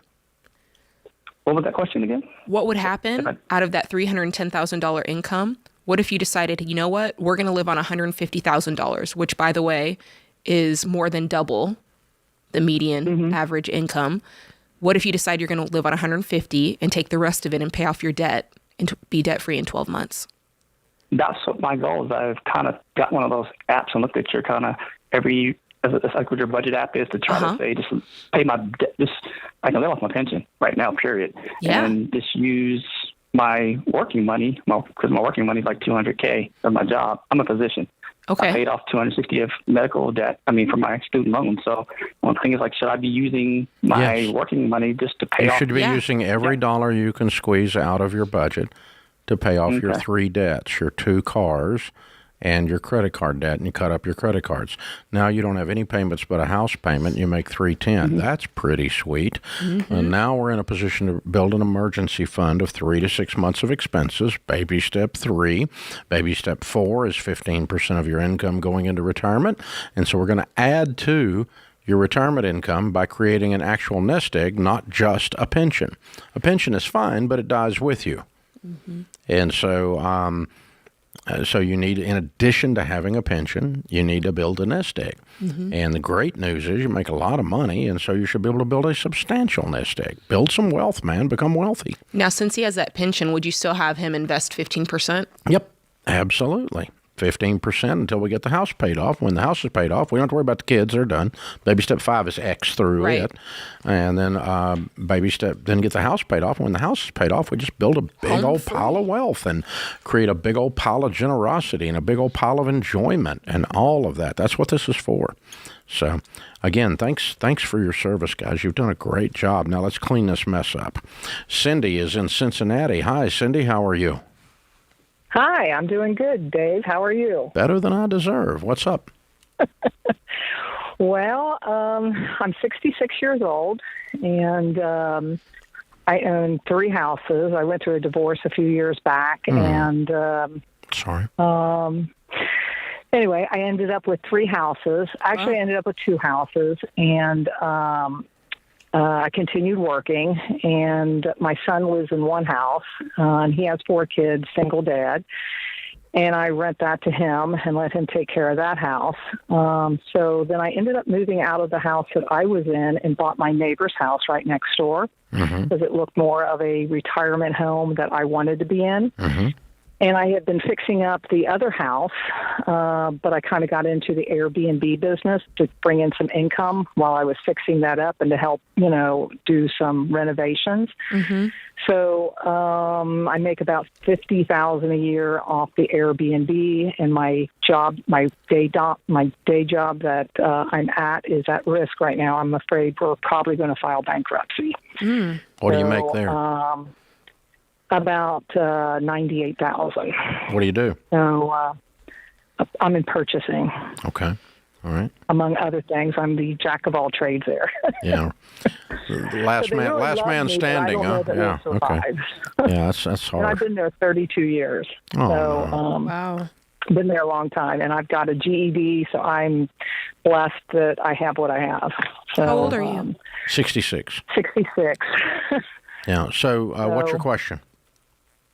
Well, if we file bankruptcy, I owe $270,000 on 2 of the houses, and I'm thinking about taking my 401, part of my 401, and paying everything off. How much is in the 401? $700,000. I would. So the other thing is but I rent the Airbnb, and if I keep that house, I could sell that house. You can. If you'd rather have would you rather have the 401k or the house? The house doesn't mean that much. It's just it's got a good income of about $3,000 to $4,000 a month. Which one would you rather have? I don't care. But if you're going to keep the house, pay them off. Well, I can't keep the house. I pay them off as the income that I come off of the Airbnb. Yeah. Pay them off. I mean, I'm paying that down. Yes, you asked if you should take the money out of the 401k if you get laid off and pay them off. Yes, you should.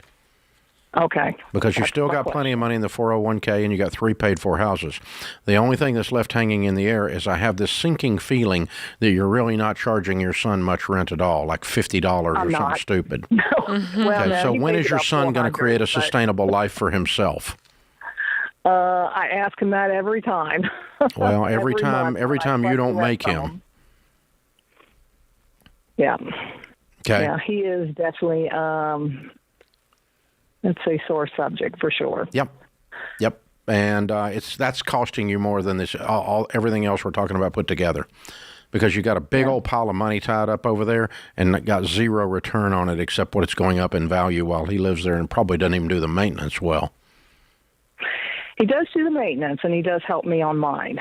So there is some pluses to have him there, but I've got 4 grandkids, so, I could ask him to move, but I choose to not, just so they have a place to live. Darling, they'll have a place to live. Yeah. You're not making your grandbabies homeless by making your son be responsible. Yeah. That's just not true. Don't tell yourself a lie. That's not true. It is time for him to move up the ladder in his life. I'm worried about him right now. I kind of think he needs a little bit of a callus or two. Just listening in and loving you. Hey, thanks for calling in. That puts this hour of the Ramsey Show in the books. We'll be back with you before you know it. In the meantime, remember, there's ultimately only one way to financial peace, and that's to walk daily with the Prince of Peace, Christ Jesus.